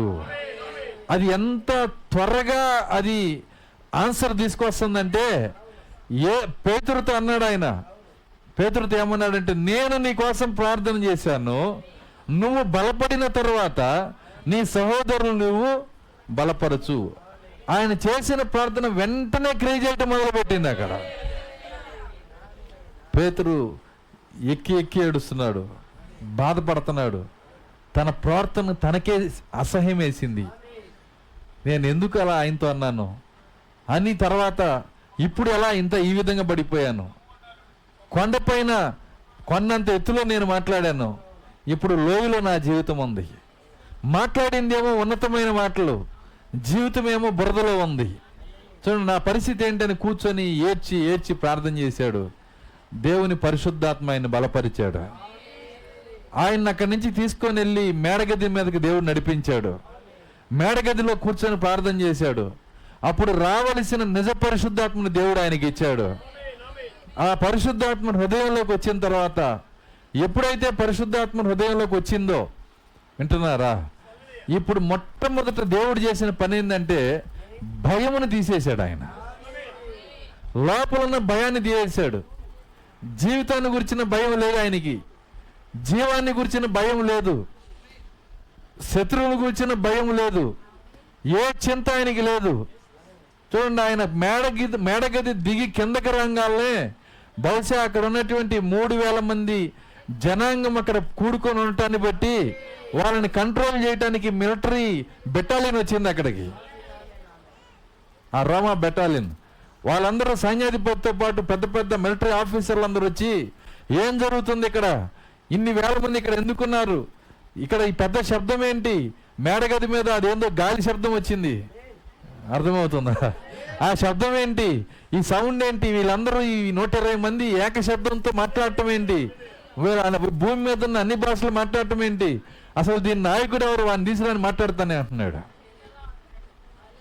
వాళ్ళు వెళ్ళి చిన్నగా చెప్పారు, పేతురు గారు మిలిటరీ ఆఫీసర్స్ వచ్చారు, బెటాలియన్ వచ్చింది, బయట 3000 మంది మన కోసం ఈ ఎందుకో వాళ్ళు ఆకర్షించబడి ఇక్కడికి వచ్చారు, వాళ్ళని కంట్రోల్ చేయడానికి రోమా బెటాలియన్ వచ్చింది. వాళ్ళతో మీరు మాట్లాడాలంట. ఒకవేళ పెంతెకోస్తుకు ముందైతే గోడది కట్టించి వెళ్ళిపోయి ఉండేవాడు ఆయన. అర్థమవుతుందా? ఇప్పుడు పెంతెకోస్తు జరిగింది గనక సింహంలాగా దిగి వస్తున్నాడు కిందకి. ఓ ఇశ్రాయేలు, నువ్వు విను, నీవు సిలువ వేసిన ఈ యేసే దేవుడు ప్రభువుగా నియమించాడు. దేవుని స్తోత్రం, హల్లెలూయా. ప్రభు ఎవరో కాదు, ఈ యేసే. ఈ యొక్క ఎలోహిం ఎవరో కాదు, ఈ యేసే. అదోనై ఎవరో కాదు, ఈ యేసే. దేవుని స్తోత్రం, హల్లెలూయా. కేకలేసి చెబుతున్నాడండి. అంత ధైర్యం ఆడి నుంచి వచ్చింది. ఆత్మ లోపలికి వచ్చింది. ఏం చేసింది ఆత్మ? భయముని తీసేసింది. సరే, మనం కూర్చొని ప్రార్థనలోకి వచ్చే ముందు కూడా ఎన్నో ఆలోచనలు, ఎన్నో తలంపులు, దాని గురించిన భయాలు, చూడండి, ఒత్తిళ్ళు, పాట పాడుతూనే ఆలోచిస్తుంటాం. అర్థమవుతుందా? రకరకాల కార్యాలు ఉంటాయి. మీకు తెలుసా వాక్యంలోకి రాగాల ఎన్ని వెళ్ళిపోతాయని? పాట దాకైనా రావచ్చేమో కానీ వాక్యంలోకి వచ్చినాక ఏది ఉండదు.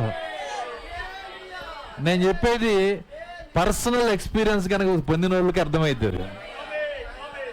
ఎందుకు వాక్యంలోకి వచ్చినాక అవన్నీ వెళ్ళిపోతాయి అంటే పరిశుద్ధాత్మ వచ్చేస్తున్నది గనక. పరిశుద్ధాత్మ ఎప్పుడైతే వస్తాడో ఆ నిన్ను వెంటాడుతున్న భయాలు, నిన్ను భయపెడుతున్నటువంటి చింతలు అవన్నీ ఏం చేస్తాయంటే నిన్ను సోలాలతో పొడుస్తూ, నిన్ను కత్తులతో పొడుస్తూ, నిన్ను బాధ పెట్టే అన్ని ఆత్మను చూడంగా యజమాని వచ్చాడని తప్పుకుంటాయి. దేవుని స్తోత్రం, హల్లెలూయా. అప్పుడు నీకు రిలీఫ్ అయిపోద్ది. నిన్ను కొరడాలతో కొట్టే ఆ దయ్యాలు దూరంగా వెళ్ళిపోతాయి. నిన్ను భయపెట్టే దయ్యాలు దూరంగా వెళ్ళిపోతాయి. నిన్ను చింతల్లోకి లాగే దయ్యాలు దూరంగా వెళ్ళిపోతాయి. నిన్ను దిగుల్లోకి లాక్కి వెళ్ళిపోయే దయ్యాలన్నీ దూరంగా వెళ్ళిపోతాయి. అవి వెళ్ళిపోయినప్పుడు రిలాక్స్, నీకు తెలియకుండానే రిలాక్స్లోకి వచ్చేస్తావు. ఏం జరుగుతుంది? పరిశుద్ధాత్మ మన మధ్యకు వచ్చాడు. మన మధ్యకు వచ్చిన పరిశుద్ధాత్మని మనలోకి కనుక తీసుకొని వెళ్ళగలిగితే, దేవుని స్తోత్రం, హల్లెలూయా. ఎందుకు మన మధ్యకు వచ్చాడు? లేఖనం ఏం చెప్తుందంటే, ఎక్కడ 2-3 నా నామపేట కూడుదురో వాళ్ళ మధ్య నేను ఉంటానని వాగ్దానం చేసిన దేవుడు, ఆయన నమ్మదగిన దేవుడు గనక ఇక్కడ మనం కూడినప్పుడు ఆయన వస్తాడు. కానీ ఆయన వచ్చి ఆయన అలాగే వెళ్ళిపోతే ఉపయోగం లేదు. ఆయన వచ్చి మన హృదయంలోకి తీసుకొని ఆయన్ని మనతో కనుక తీసుకొని వెళ్ళగలిగితే ఇక్కడున్న అనుభవమే ఎక్కడికి వెళ్ళినా వస్తుంది. నువ్వు ఇంట్లోకి వెళ్ళి గదిలో కూర్చున్నప్పుడు కూడా నీ చింతల గురించి నువ్వు తలుస్తున్నప్పుడు కూడా నిన్ను ధైర్యపరిచి బలపరిచే ఆత్మ నీ లోపల ఉంటుంది. నువ్వు భయపడాల్సిన అవసరం లేదు. నువ్వు దిగులు పడాల్సిన అవసరం లేదు. నువ్వు చింతపడాల్సిన అవసరం లేదు. నిన్ను ఆదుకునే దేవుడు ఆయనే. నిన్ను నడిపించేవాడు ఆయనే. నీకు శక్తినిచ్చేవాడు ఆయనే.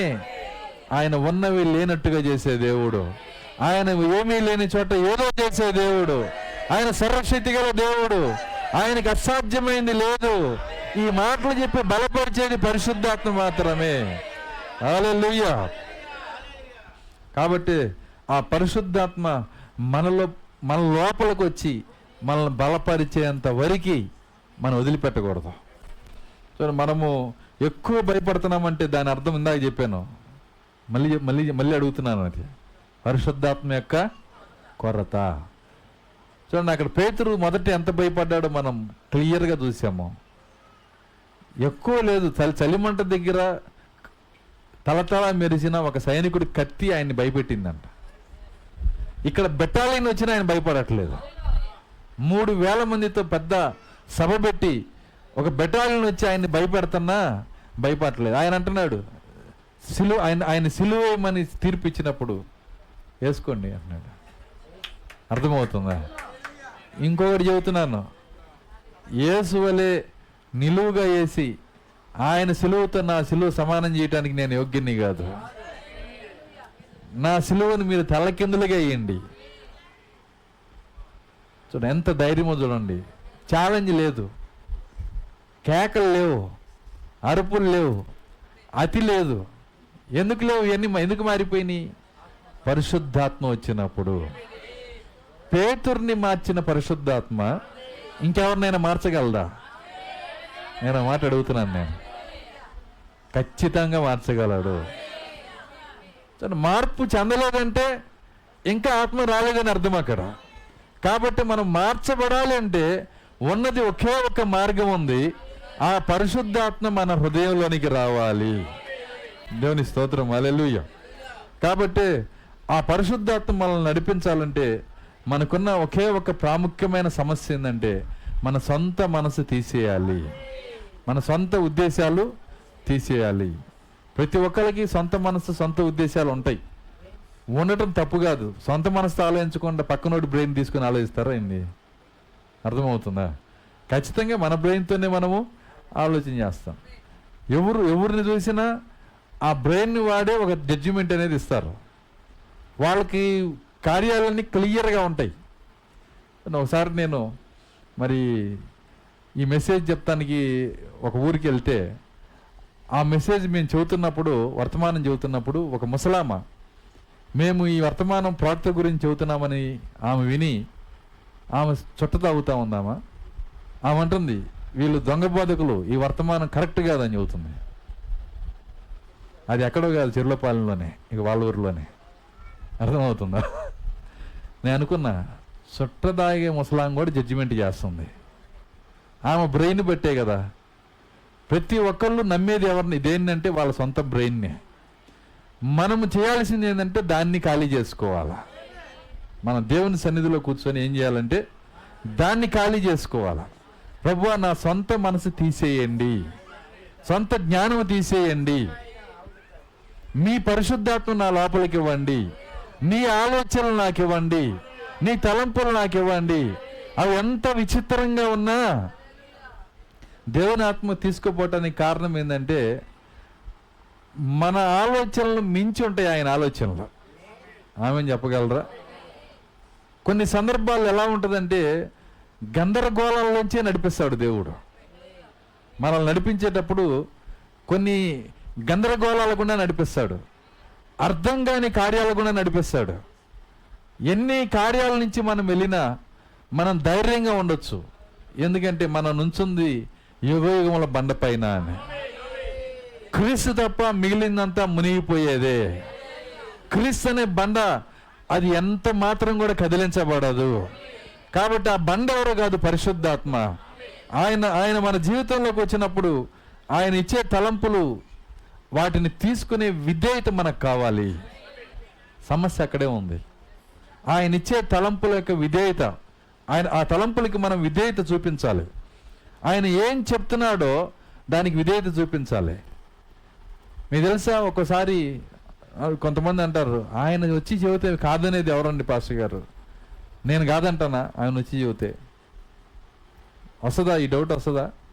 దేవుడే వచ్చి నాతో ఈ పని చేయమని చెబితే నేను కాదంటానా? నేను ఎప్పుడు కాదన్నాను పాస్టర్ గారు. ఆయన చెబితే నేను ప్రతిదీ చేస్తాను. ఇక్కడ ఒక మిస్టరీ ఉంది, మర్మం ఉంది. ఆయన ఎలా చెబుతాడంటే నువ్వు అనుకున్నట్టుగా చెబుతాడు ఆయన. అర్థమైందా?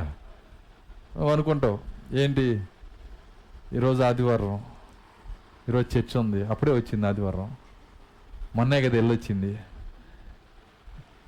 ఎందుకు రాత్రి ఆలస్యంగా పనుకున్నావు, ఒళ్ళు నొప్పులుగా ఉంది, ఈ పూట వెళ్ళకపోతే బాగుండు అని నువ్వు అనుకుంటావు. మళ్ళీ నువ్వే అనుకుంటావు,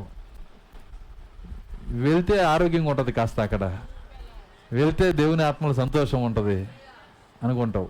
ఈ వెళ్తే ఆరోగ్యంగా ఉంటుంది, దేవుని ఆత్మలో సంతోషం అనేది నువ్వు అనుకుంటావు, కానీ అది నువ్వు కాదు. ఎంతమందికి అర్థమవుతుంది నేను చెబుతాను? అది నువ్వని నువ్వు అనుకుంటావు, కానీ అది నువ్వు కాదు. ఇప్పుడు రెండు తలంపులు నీ ముందుకు వచ్చినప్పుడు అది అనుకుంది నువ్వే, ఇది అనుకుంది నువ్వే. ఇప్పుడు విధేయత దేనికి చూపిస్తావో దాన్ని బట్టే ఫలం నువ్వు కోసుకుంటావు. ఇక్కడ ఆత్మ మాట్లాడుతున్న మాటకు గనక నువ్వు విధేయత చూపించగలిగితే అప్పుడు ఆత్మ ద్వారా నువ్వు నడిపించబడతావు. కాబట్టి ఆత్మ నిన్ను నడిపించడానికి కావలసిన ఒక తాళపు చెవి ఏంటంటే ఆయన స్వరము నీలో మాట్లాడినప్పుడు దానికి నువ్వు విధేయత చూపించాలి. అది అంత ఈజీ కాదండి. ఎందుకు కాదంటే నేనే కదా అనుకుంది చర్చికి వెళ్తే బాగుండని, కాబట్టి నేనే అనుకుంటున్నా వెళ్ళకూడదని. అంతా నువ్వే అనుకుంటున్నావు అని అనుకుంటావు. నేను ఊరగా ఎగ్జాంపుల్ చర్చి గురించి చెప్పాను. చర్చి మాత్రమే కాదు, అనేక విషయాలు ఉంటాయి. అన్ని విషయాల్లో దేవుడు మనతో మాట్లాడతాడు, ఆత్మ మాట్లాడతాడు. ప్రవక్త అంటున్నాడు, ఒక గొప్ప మరి స్కాలర్ ఉన్నాడంట, పెద్ద మంచి పరిశుద్ధుడని పిలువబడే డినామినేషన్లో పెద్ద పాస్టర్. ఆయనకి దేవుడు అనేక సార్లు నిజ మార్గంలోకి రమ్మని ఆయనే మాట్లాడాడంట ఆయనతో. అంటే ఇట్లాగే నేను చెప్పినట్టుగా, కానీ ఆయన లోబడలేదు అంటున్నాడు. ప్రతి వ్యక్తితో దేవుడు మాట్లాడతాడు, మీకు తెలుసా? ప్రతి వ్యక్తితో దేవుడు మాట్లాడతాడు. కానీ దాన్ని గ్రహించి దానికి విధేయత చూపిస్తేనే ఆయన లోపలికి వస్తాడు. అది గ్రహించాలంటే ఏం చేయాలి పాస్టర్ గారు? ఇప్పుడు చెప్పాను కదా, నీ మాటలాగే ఉంటుంది, నువ్వు వెంటనే పట్టుకోవాలి, ఇది నేను కాదు ఆయన చెప్పాడని.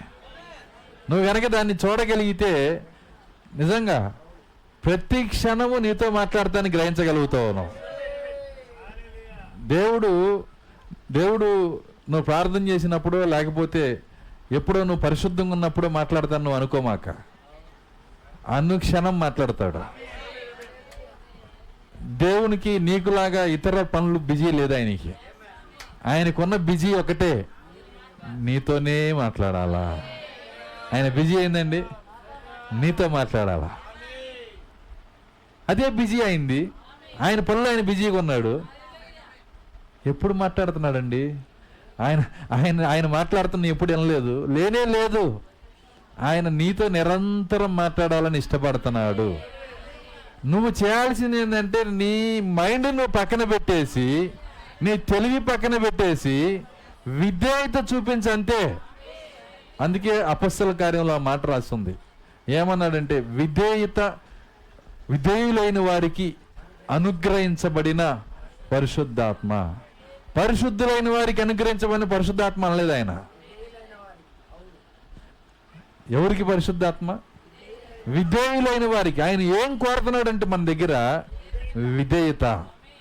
నీ దగ్గర ఏమీ లేదు, ఆయనకి ఇవ్వటానికి నీ దగ్గర ఏమీ లేదు. ఏమన్నా ఉందా మన దగ్గర? ఆ గొప్ప దేవునికి ఇవ్వటానికి మన దగ్గర ఏమీ లేదు. ఒక భక్తుడు రాశాడు, ఏమని రాశాడంటే, ప్రభువా ఏమి ఇవ్వగలను నీకు? విస్తార నదులంత తైలం నీకు ఇచ్చినా చాలునా? ఒక నది కాదండి, విస్తార నదులంతా. నీళ్లు కాదు, నీళ్ళు అనుకుంటారు ఏందండి? తైలం అంటే ఏంటి? నూనె. సరే, నది అంతా అవసరంలా, ఇక్కడ పోయింది చాలు, కాస్త దీన్ని నింపండి, ఆ అంచుకి ఈ ఇంచుకి నూనె నింపండి చూద్దాం. ఈగలం మనం. ఇక్కడ ఒక నది ఉంది, ఎక్కువ నదులు కూడా అవసరంలా, కృష్ణా నది మొత్తం కూడా అవసరంలా. ఈ విజయవాడ దగ్గర ఉన్న పార్ట్ ఇక్కడ నుంచి ఇక్కడ నింపండి నూనెతో. మన వల్ల ఇద్దా? అసలు ఏ మానవుడి వల్ల అయిద్దా? మన వల్ల కాదు. వింటున్నారా? అక్కడ రాసింది వాక్యం, విస్తార నదులంత తైలము నీకు ఇచ్చినా చాలునా? నా జ్యేష్ఠపుత్రుని నీకు ఇచ్చినా చాలునా? ఇవన్నీ పనికిరావు. ఆయనకి ఇవ్వటానికి మన దగ్గర ఏమీ లేదు. ఆయనకి ఇచ్చు శక్తి మనకి లేనే లేదు. మీకు తెలుసా, దావీదుకే లేదంట. ఆ గొప్ప మహారాజు అయిన దావీదు కూడా, మీరు బైబిల్ చూస్తే అందులో ఆయన ఏమంటాడంటే, తోచటానికి కష్టమైన, మరి ఇక కాటా వేయటానికి కూడా కష్టం అంట. అంత వెండి, అంత బంగారం దేవునికి ఇచ్చేసాడు ఆయన. బంగారం, వెండి, ఇత్తడి, ఇనుము, వజ్రాలు, రాళ్ళు, కలప అన్నీ మరి లెక్క పెట్టలేనంత ఇచ్చేసాడు. ఇచ్చేసి అంత ఇచ్చిన తర్వాత ఆయన ఏమంటున్నాడంటే, ప్రభువా ఈ రీతిగా ఇవ్వటానికి నేను ఎవరిని? ఏమన్నాడు ఆయన? నీ దానిలో నుంచి నేను కొంత ఇచ్చానంటున్నాడు. నా దానిలోంచి నీకు ఇచ్చానంటలేదు ఆయన. ఆయన అన్నమాట ఏంటంటే, నీ దానిలో నుంచే నీకు ఇచ్చాను.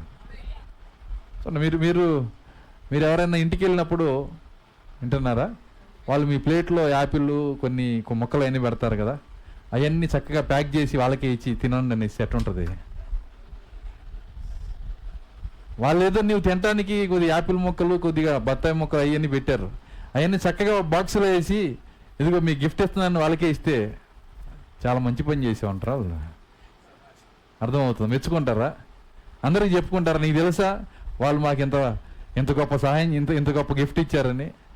ఏమి ఇచ్చావు నువ్వు? వాళ్ళు పెట్టింది వాళ్ళకి ఇచ్చావు. ఇక్కడ జరిగింది కూడా అదే. దేవుడు ఇచ్చిందే దేవుడికి మనం తిరిగిస్తున్నాం. ఆయనది కానిది ఏదైనా ఒకటి ఇవ్వండి ఆయనకి చూద్దాం. 1000 కొండల మీద పశువులు లాగి అంటున్నాడు ఆయన.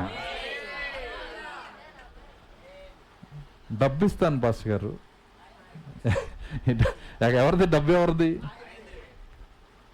ఏదైనా సరే, నువ్వు చెప్పేది ఏదైనా సరే ఆయనదే. చివరికి మరణతోతే తీసుకోవాలి ఆ డబ్బుని. ఇంతకుముందు చెప్పాను కదా, వాడు ఎట్లయినా సరే 1 కోటి రూపాయలు సంపాదించాలని చెప్పి వాడు ఏం చేశాడంటే 45 నిమిషాలు గిర్రం తిరిగింది. ఇంక ఇప్పుడే మొదలుపెట్టినట్టుంది నాకు. సరే కొద్ది నిమిషాలు చూద్దాం. చూడండి, ఎట్లయినా సరే మరి 1 కోటి రూపాయలు సంపాదించాలని అవన్నీ ఏం చేశాడంటే సంపాదించి మొత్తం లెక్క పెట్టుకుంటా ఉన్నాడు. ఆ టైంలో ఆ మరణదూత వచ్చి భుజం మీద చేసిందంట. చేసి పదే వెళ్దామంటుంది. అసలు ఇది ఎంత ప్రాముఖ్యమైన సమయం నీకు తెలుసా? ఇప్పుడు వచ్చేయింది అన్నాడు. ఏంటి ప్రాముఖ్యమైన సమయం? నా జీవితం అంతా టార్గెట్ పెట్టుకొని ఆదివారం చర్చికి కూడా వెళ్ళకుండా మాని సంపాదించాను నేను. ఏందండి, ఎట్లా సంపాదించారంట? ఆదివారము సంఘానికి కూడా వెళ్ళకుండా మాని సంపాదించిన కష్టమైన డబ్బు ఇది. ఇప్పుడు నుంచి కాదు, నిక్కరేసుకున్నది నుంచి సంపాదించాను. ఆ డబ్బులు లెక్క పెట్టుకుంటుంటే వెళ్ళిపోదాం అంటావా? ఎంత ధైర్యం నీకు! వింటున్నారా? ఒక లాగు ఆగంగానే ధైర్యం గిరి అంత పోయింది. అంత మరణము గనక లాగితే వీరులకు కూడా వణికిపోతారండి. అక్కడ వీరత్వం లేదు, సోరత్వం లేదు. మరణం ముందు ఏది పనిచేయదు. మరణమును వణికించింది ఒక వీరుడు మాత్రమే. దేవుని స్తోత్రం, హల్లెలూయా. ఆయన మన ప్రభు అయిన యేసుక్రీస్తు మాత్రమే. మరణం ముందు నిలబడే వీరుడే లేడు. అలెగ్జాండర్ కూడా తడిసిపోయారు. అర్థమవుతుందా? ఎవరు ఏ రాజైనా సరే దాని ముందు నిలబడలేరు. ఈయన ఒక్కలాగు వరకు అటు చూపించింది దాని శక్తి. అంతే, డబ్బును మర్చిపోయాడు. వామ్మో ఎంత బాధ ఉంది ఏంది, నన్ను లాగమాక లెక్క పెట్టుకొని లేదు వెళ్ళిపోదాం అంటున్నాడు. ఆ చివరికి ఒక బేరం పెట్టాడు. ఏమన్నాడంటే 1 కోటి రూపాయల్లో 50 లక్షలు నీకు ఇచ్చేస్తా, నన్ను వదిలిపెట్టి వెళ్ళిపో. అంటే ఏంటయ్యి అన్నాడు. 50 లక్షలా ఏంటయ్యి అన్నాడు. డబ్బు రూపాయలు అన్నాడు. రూపాయలా? ఏం చేసుకుంటావు దాన్ని అన్నాడు. ఏం చేసుకునేది ఏంటి? వెళ్ళి బ్యాంకులో వేసుకో. ఏం చేయాలంట? బ్యాంకులో వేసుకో. మరణంతో అంటున్నాడు, మా బ్యాంకులో ఈ వేయటానికి కుదరదు అంటున్నాడు ఆయన. మా బ్యాంకులో ఈ వేయటానికి కుదరదు. మీకు తెలుసా దేవుని బ్యాంకులో ఈ డబ్బులు వెళ్ళవని? ఆయన దగ్గరికి వెళ్ళే విధానం వేరే ఉంటుంది. మనసుతో, హృదయముతో, ప్రేమతో నువ్వు దేవునికి, పేదలకు ఇచ్చేది మాత్రమే ఆయన దగ్గరికి వెళ్తుంది. దేవుని స్తోత్రం, హల్లెలూయా. అది మాత్రమే. అది కూడా రూపాయలలో ఆయన డబ్బుగా కన్వర్ట్ అవుద్ది. అక్కడ నువ్వు అమెరికాకి వెళ్ళి ఒక డ్రింక్ తాగి నువ్వు జేబులో నుంచి 100 రూపాయలు ఇస్తే చించేస్తాడు వాడు, తీసుకోడు వాడు. వాడికి పని చేయదు. వాడి డబ్బుగా మారాలి అక్కడ. ఇక్కడ దేవునికి కూడా పరలోక ధనంగా మారాలంటే దేవుడే కన్వర్ట్ చేస్తాడు అక్కడ. దేవుని స్తోత్రం, హల్లెలూయా. తన ప్రవక్త కార్యాన్ని చెబుతున్నాడు. ఏమంటున్నాడంటే మార్టిన్ 7 సంఘకాలికలు సంఘ వర్తమానికుల్లో మార్టిన్ అని ఒక ఆయన ఉన్నాడు. ఈ మార్టిన్ ఆయన ఒక సైనికుడు. వాస్తవంగా ఆయన సైనికుడిగా పనిచేశాడంట. సైనిక డ్రెస్లో ఉండి రోడ్డు మీద వెళ్తుంటే ఆ చలి దేశంలో భయంకరంగా వణికిపోతూ ఒక అడుక్కునేవాడు కనపడ్డాడంట. వాడు చలికి వణికిపోతున్నాడు. వాడి దగ్గర డ్రెస్ లేదు. ఈయన ఏం చేశాడంటే తన డ్రెస్సులోంచి సగం కట్ చేసి ఆయనకి ఇచ్చాడంట. అందరు ఎగతాళి చేశారంట. ప్రవక్త అంటున్నాడు, గొప్ప దానమాలు చేసేవాడు బయలుదేరాడు, ఆ పనికిరానోడికి సగం డ్రెస్ ఇచ్చాడు. సగం డ్రెస్తో ఈయన ఈ సైనికుడు వెళ్తున్నాడు. రకరకాలుగా ఎగతాళి చేశారు. ఆయన పట్టించుకోలే. కానీ ఆయనకి ఎందుకో లోపల ప్రేరణ వచ్చింది, దాన్ని చేశాడు. ఒకరోజు నిద్రపోతుంటే పెద్ద శబ్దం వచ్చి నిద్రలేశాడంట. ఏంటి శబ్దం అంటే ఆయన గదిలోకి యేసుక్రీస్తు వచ్చాడంట. ఆయన గదిలోకి యేసుక్రీస్తు వచ్చాడు. వచ్చి ఆయన వేసుకున్న డ్రెస్ ఏంటంటే మనం చూస్తున్న అంగీతోనూ కర్రతోనూ రాలేదు ఆయన. ఈయన ఇచ్చిన సగం మిలిటరీ డ్రెస్ వేసుకొని వచ్చాడంట. ఆయనతో మాట్లాడుతున్నాడు, నువ్వు ఇచ్చింది నాకే అన్నాడు. దేవుని స్తోత్రం, హల్లెలూయా. అప్పుడే మార్టిన్ మారు మనసు పొందాడంట. వాటి అంటున్నాడు, మారు మనసు పొందింది కూడా ఆ సమయంలోనే. అప్పటి వరకు ఆయనకి మారు మనసు పొంది భక్తి జీవితం చేసింది కాదు అది. వింటున్నారా? ఎప్పుడైతే దాన్ని చేశాడో, ఇక్కడ మనం గమనించాల్సిన కార్యం ఏంటంటే, వాళ్ళు పరిశుద్ధులై ఉండాల్సిన అవసరం లేదు, వాళ్ళు ఎవరై ఉన్నారో మనకు అనవసరం. కానీ పేదలకి ఇచ్చువాడు యెహోవాకి అప్పిచ్చువాడు. దేవుని స్తోత్రం, హల్లెలూయా. నిజమది. కాబట్టి దేవుని దగ్గర దాచుకోవటం ఏంటో మనకు తెలియాలి. సో ఆయన ఆ కానుకలు వేస్తుంటే తీక్షణంగా చూస్తున్నాడు. ఆయన చూస్తున్నాడా? ఎవరు త్యాగంతో వేస్తున్నారో, ఎవరు కష్టంతో వేస్తున్నారో వాళ్ళ కష్టాన్ని దేవుడు దీవించాడు. అక్కడ వాళ్ళు మెచ్చుకున్నాడు ఆయన. దేవుని స్తోత్రం, హల్లెలూయా. చూడండి, అక్కడ ఈ యొక్క వ్యక్తి అంటున్నాడు, 50 లక్షలు తీసుకో, పరలోకంలో దాచుకో అంటున్నాడు. ఆ దూత ఏమంటున్నాడు అంటే, మరణదూత, అసలు ఇది డబ్బు అంటారని మాకు తెలియదు. రెండోది, అసలు నువ్వు ఇచ్చింది ఏంటి? పేపర్ పట్టుకొని, ఇదేంటి? మా దేవుడు చెట్లు తయారు చేస్తే చెట్లుని పేపర్లుగా చేసి, చెట్టు నుంచి పేపర్ తీసి, పేపర్ ఎక్కడి నుంచి వస్తుందో తెలుసా? చెట్లు నరికి దాన్ని పేపర్ తీస్తారు. ఆ పేపర్కి రాళ్ళు కరగదీసి రంగులు తీసి, రంగులు ఎక్కడి నుంచి వస్తాయంటే రాళ్ళ నుంచి, దానికి అటు ఇటు ప్రింట్ వేసి, వింటున్నారా, ఇది డబ్బు అని ఇస్తే రాయి చెట్టుకు ముక్క తప్పితే నాకేం కనపడలేదు ఇక్కడ అంటున్నాడు. ఈ డబ్బులో రాయి చెట్టు ముక్క తప్పితే ఏమి కనపడలేదు. దేవునికి ఈ లోక సంపదలు అలాగే ఉంటాయి. దేవునికి ఈ లోక సంపదలు అలాగే ఉంటాయి. కానీ మన ఆలోచన దాని మించి ఎప్పుడూ పోదు. మన సమస్య ఏంటంటే, మన ఆలోచన ఎప్పుడు దాని వెనకాలే ఉంటుంది. కానీ పరిశుద్ధాత్మ వస్తేనే దాన్ని జయించగలుగుతాము. అందుకే యేసుక్రీస్తు అంటున్నాడు, డబ్బు పట్టుకొని ఆయన చేతిలో, దీని మీద రాతలు ఎవరి అన్నాడు? కైసరివి. అట్లయితే కైసరికి ఇచ్చేయండి, దేవునికి ఇచ్చేయండి. దేవునికి ఏం అడుగుతున్నాడు ఆయన? విధేయత అడుగుతున్నాడు ఆయన, ప్రేమ అడుగుతున్నాడు ఆయన, వాక్యానికి విధేయతం అంటున్నాడు ఆయన. దేవుని స్తోత్రం, హల్లెలూయా. చూడండి, అక్కడ మీరు గమనిస్తే మరి ఆయన కోరుతున్న కార్యం ఏంటంటే, ఈ లోకంలో ఉన్నదంతా ఆయనదే, భూమి ఆయనదే, సముద్రం ఆయనదే, బంగారం ఆయనదే, వజ్రాలు ఆయనే. ఆమెను చెప్పగలరా? అంతా ఆయనదే. కానీ దాని మీద మనసు పెట్టుకుంది ఒకే ఒకటి, దాని పేరు అపవాది. తెలుసా మీకు?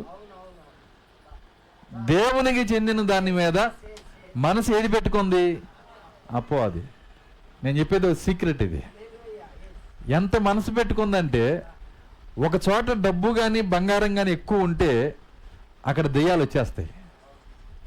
మీరు చూడండి, భూమిలో ఎవరైనా డబ్బు దాచిపెట్టారనుకో, బంగారు నాణ్యాలు పెట్టారనుకో, దాన్ని బయటికి తీసినాక వెంటనే దెయ్యాలు, ఆ మాంత్రికులకు తెలుసు దీని మీద మనసు పెట్టుకున్న దెయ్యాలు ఇక్కడే ఉన్నాయి, వాటిని శాంతిస్తేనే మనం దాన్ని తీసుకోగలుగుతాం. వాటి కోసం, అమ్మ దీని మీద మనసు తీసేసేయి, నీకు కావలసిన రక్తం నీకు ఇస్తున్నామని అక్కడ కోడినో మేకనో కోసి దాన్ని శాంతింపజేసి తీసుకోకపోతే వీడి రక్తం తాగిద్ది. వింటున్నారా? ఇప్పుడు ఈ దెయ్యాల మనసు ఎక్కడుంది? డబ్బు మీద. మరి మన మనసు ఎక్కడుంది చెప్పండి? దేవుడు ఏం కోరుతున్నాడంటే, డబ్బు మీద నుంచి మన మనసుని దేవుని వైపు తిరగాలని కోరుతున్నాడు. అలా తిరగాలి అంటే పరిశుద్ధాత్మ రావాల్సిందే. అంత ఈజీ కాదండి.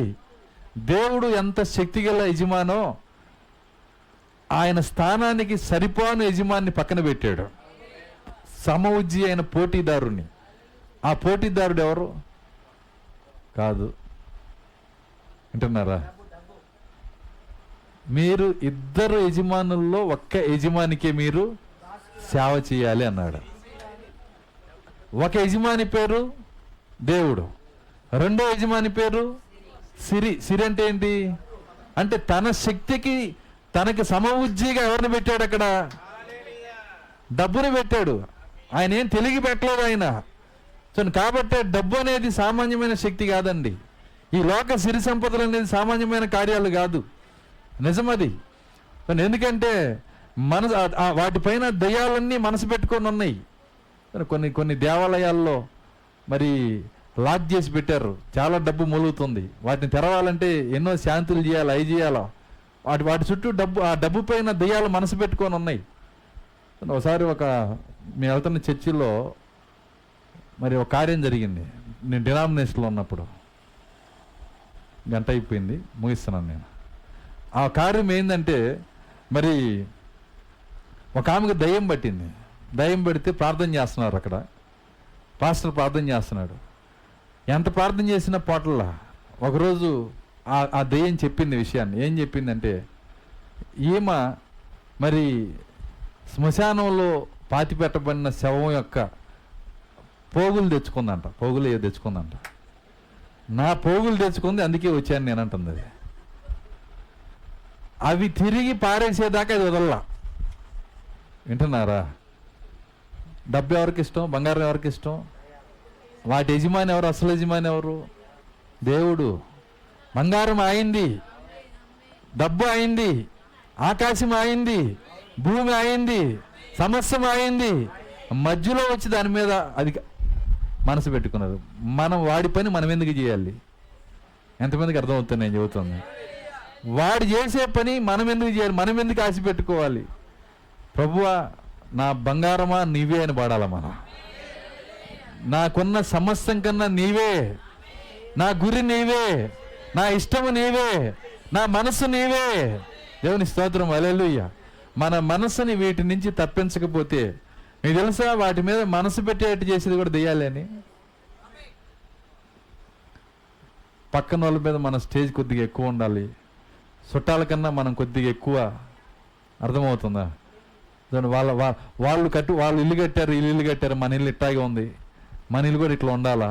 ఇవన్నీ ఆలోచనలన్నీ తెస్తుంది అనమాట దెయ్యం.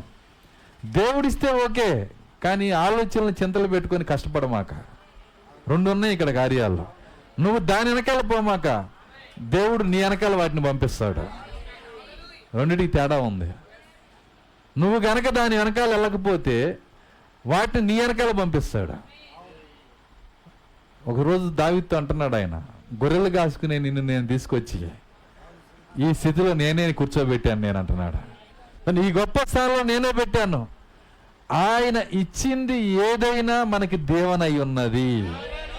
దేవుని స్తోత్రం, హల్లెలూయా. నిజం, ఆయన మనకి ఇవ్వాలి. ఒకరోజు హిట్లర్ గురించి తెలుసు కదా మీకు. హిట్లరు ఒకరోజు దెయ్యంతో ఒక నిబంధన చేసుకున్నాడంట. రక్తం కోసి అపవాదిని పిలిచాడంట, సాతాన్ని పిలిచి ఏమంటున్నాడంటే, నేను నీతో నిబంధన చేస్తున్నా, రక్తంతో నిబంధన చేస్తున్నా. లెటర్ రాశాడు, నేను నీకు విధేయుణ్ణి, నేను నీవాణ్ణి, నువ్వు నన్ను ఈ లోకంలో గొప్ప వ్యక్తిగా చెయ్యి. వెంటనే అపవాది వచ్చిందంట. జరిగింది. వాడి హిస్టరీలో, వాడి పుస్తకాల్లో ఉన్నాయి అక్కడ, కొన్ని పుస్తకాల్లో రాశారు అక్కడ. వాడు వచ్చి ఏమన్నాడంటే, నీ నిబంధన నాకు నచ్చింది, నువ్వు నా ఓడివి, నేను ఉన్నత స్థితిలో ఉంచుతాను, కానీ ఒక షరతు, నేను పిలిచినప్పుడు నువ్వు వచ్చేయాలన్నాడు. నేను పిలిచినప్పుడు నువ్వు వచ్చేయాల.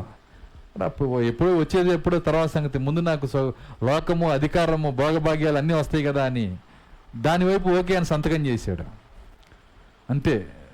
చూడండి, ఒక పనికిరాని ఒక సైనికుడు ఉన్న వ్యక్తి పెద్ద డిక్టేటర్గా మారిపోయాడు.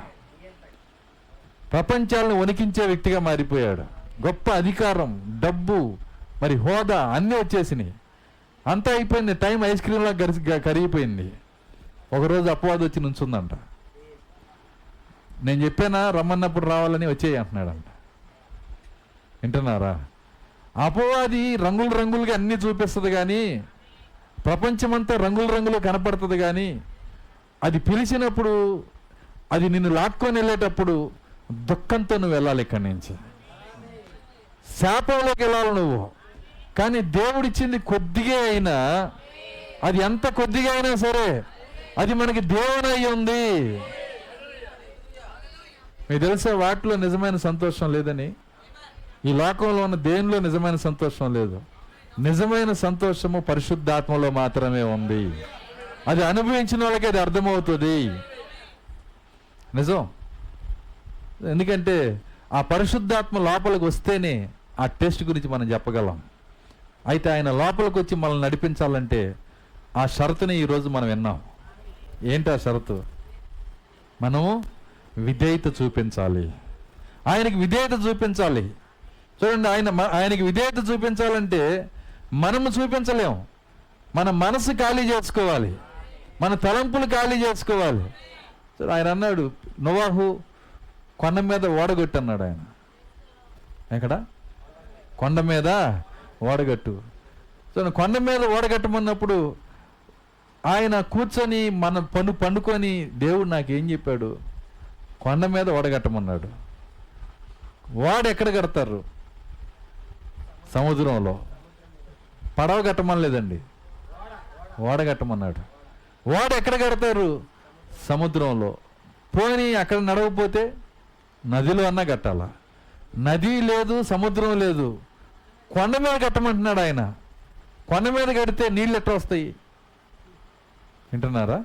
కొండ మీదకి నీళ్లు ఎలా వస్తాయి? ఇవన్నీ ఆలోచన చేయలేదు ఆయన. ప్రశ్న అడిగిన వాళ్ళకు కూడా ఆయన సమాధానం చెప్పట్లా. వాళ్ళు అడుగుతున్నారు, నీళ్ళు ఎట్లా వస్తాయి అక్కడికి? నీ పడవ ఎట్లా పైకి లేచిద్ది? ఆయన అంటున్నాడు, నీళ్ళే పడవ దగ్గరికి వస్తాయి అంటున్నాడు. పడవ నీళ్ళ దగ్గరికి వెళ్ళదు, నీళ్ళే పడవ దగ్గరికి వస్తాయి. ఒకసారి పర్వతం వైపు చూశారు కింద నుంచి, నీళ్ళు అక్కడికి వస్తాయా? అక్కడికి వస్తే మా సంగతి ఏందన్నాడు. వింటున్నారా? అదే వర్తమానం అన్నాడు ఆయన.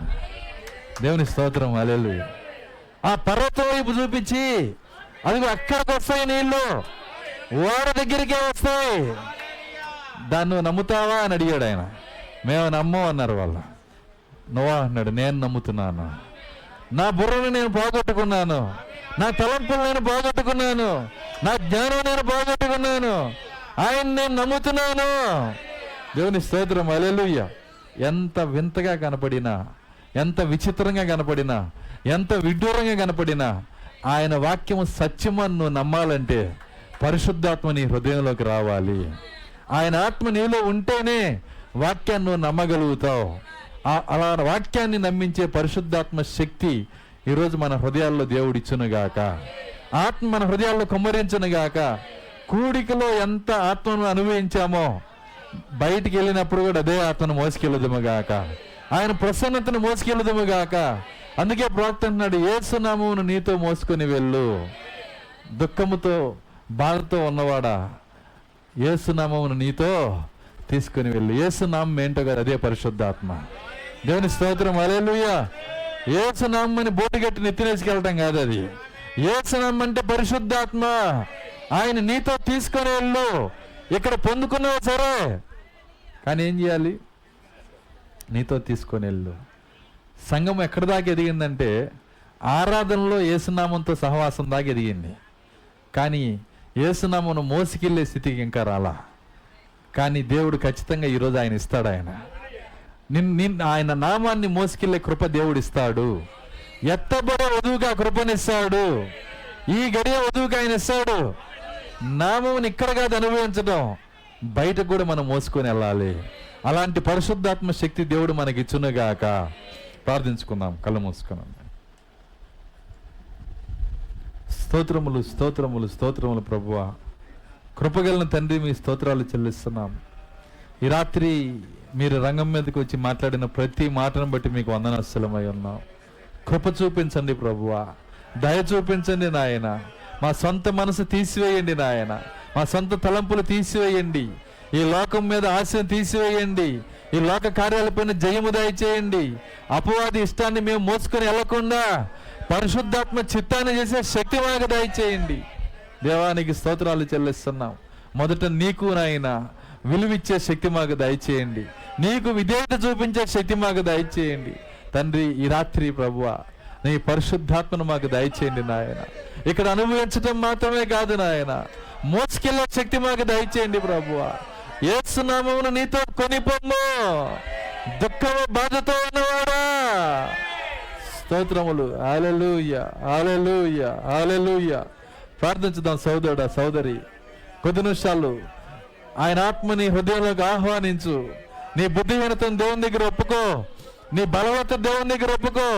నిన్ను నిలబెట్టువాడు ఆయనే, నిన్ను నడిపించువాడు ఆయనే. హల్లెలూయా, హల్లెలూయా, హల్లెలూయా.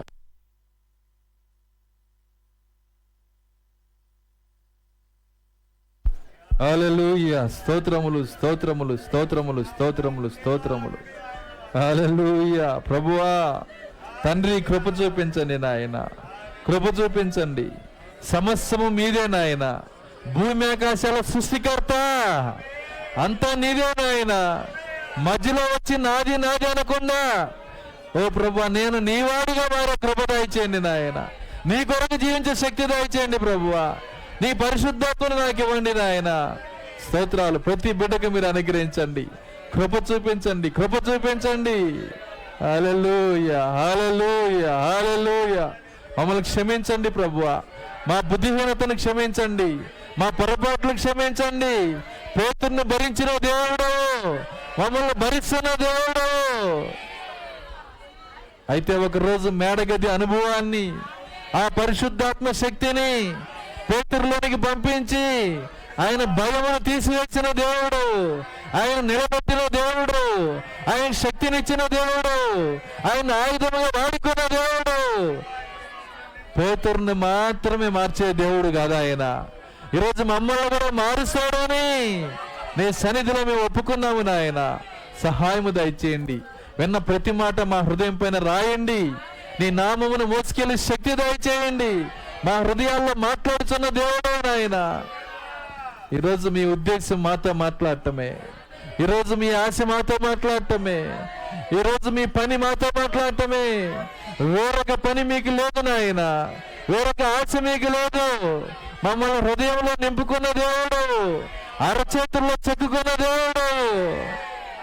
స్తోత్రాలు ప్రభువా, నీ గొప్ప కృపను బట్టి వందనాలు. ఆ స్వరం వినే శక్తి మాకు దయచేయండి నాయన. ప్రతి హృదయానికి దాన్ని నేర్పించండి. నీ బిడ్డలకు దాన్ని నేర్పించండి. నీకు విధేయత చూపించడం నేర్పించండి. ప్రతి మాట మా వెనుకల్లో దీవించి అది నూరంతులు ఫలించడం సహాయము దయచేయండి. దేవా కనికరించండి నాయన. ప్రభువా నాయన తండ్రి, నీ కుమార్తె ప్రభువా నాయన ఎలిజబెత్ గారు నాయన నీ సన్నిధికి తీసుకున్న దేవుడవు తండ్రి. ఆమె ఎక్కడో లేదు నాయన. ఓ ప్రభువా నీ సన్నిధిలో ఉన్నది నాయన. నీ నామం ధరించుకొని ఉన్నది ప్రభువా. మేము నమ్ముచున్నాము నాయన. దేవా నీకు స్తోత్రాలు. ఒక్కరిని కూడా నేను పోగొట్టుకోలేదని మీరిచ్చిన సాక్ష్యాన్ని మేము నమ్ముచున్నాము. మీ ప్రార్థన పడిపోదు ప్రభువా. సహాయము దయచేయండి దేవా, కనికరించండి, కృప చూపించండి.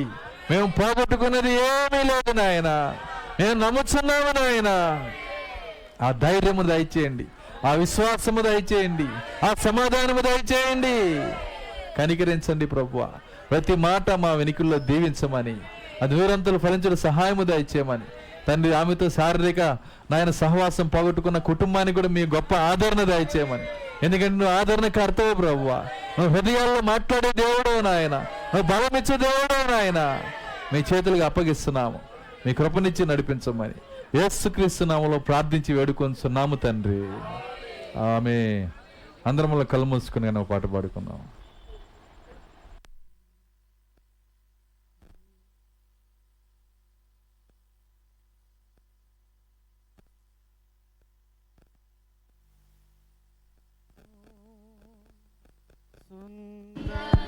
నామము ఎంత మధురము, యేసు నామము ప్రశస్త నామము, సుందర నామము ఎంత మధురము. వేదనతో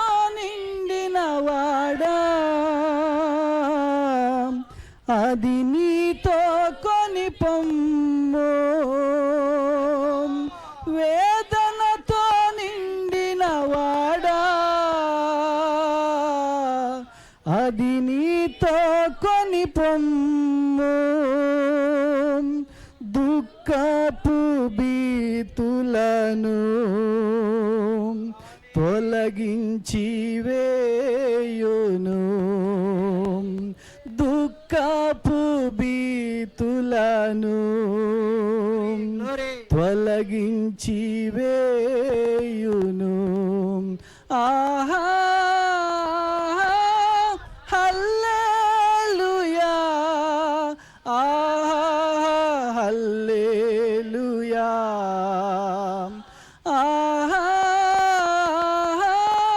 హల్లెలూయా, ఆహా హల్లెలూయా. యేసు నామము ఆమేన్, ఆమేన్. ప్రశస్త నామము, సుందర నామము, పాడదాం, ఇష్టంతో పాడదాం. ఎంత మధురము. అవును నాయన యేసయ్యా. శ్రవించు నీ గాయములు విశ్వాసము వలననే తాకిన నాటి నుంచి విమోచించు ప్రేమ నాంశమాయే, మరణము వరకు అది నిలచున్. శ్రవించు నీ గాయములు విశ్వాసము వలననే తాకిన నాటి నుంచి విమోచించు ప్రేమ నాంశమాయే, మరణము వరకు అది నిలచున్. ఆహా హల్లెలూయా, ఆహా హల్లెలూయా. అందరం కలుపుదాం, పాట కలుపుదాం. హల్లెలూయా, ఆహా హల్లెలూయా. యేసు నామము ప్రశస్త నామము, స్తోత్రం, స్తోత్రం. సుందర నామము, ఎంత మధురము. జీవించుచు ప్రేమించి చనిపోయి రక్షించి పాతి పెట్టబడ పాపములు బహు దూరముగా మోసికొని పోయెను. ఒకరోజు రానయ్యుండెను. స్తోత్రం. జీవించుచు ప్రేమించి చనిపోయి రక్షించి పాతి పెట్టబడ పాపములు బహు దూరముగా మోసికొని పోయెను. ఒకరోజు రానయ్యుండెను. ఆహా హల్లెలూయా, ఆహా హల్లెలూయా, ఆహా హల్లెలూయా, ఆహా హల్లెలూయా. యేసు నామము ప్రశస్త నామము, సుందర నామము, ఎంత మధురము. యేసు నామము ప్రశస్త నామము, సుందర నామము, ఎంత మధురము. వేదనతో నిండిన వాడా పాడు, తీయగా పాడు. నీతో కొని పొమ్ము, ఇష్టముతో. వేదనతో నిండిన వాడా అది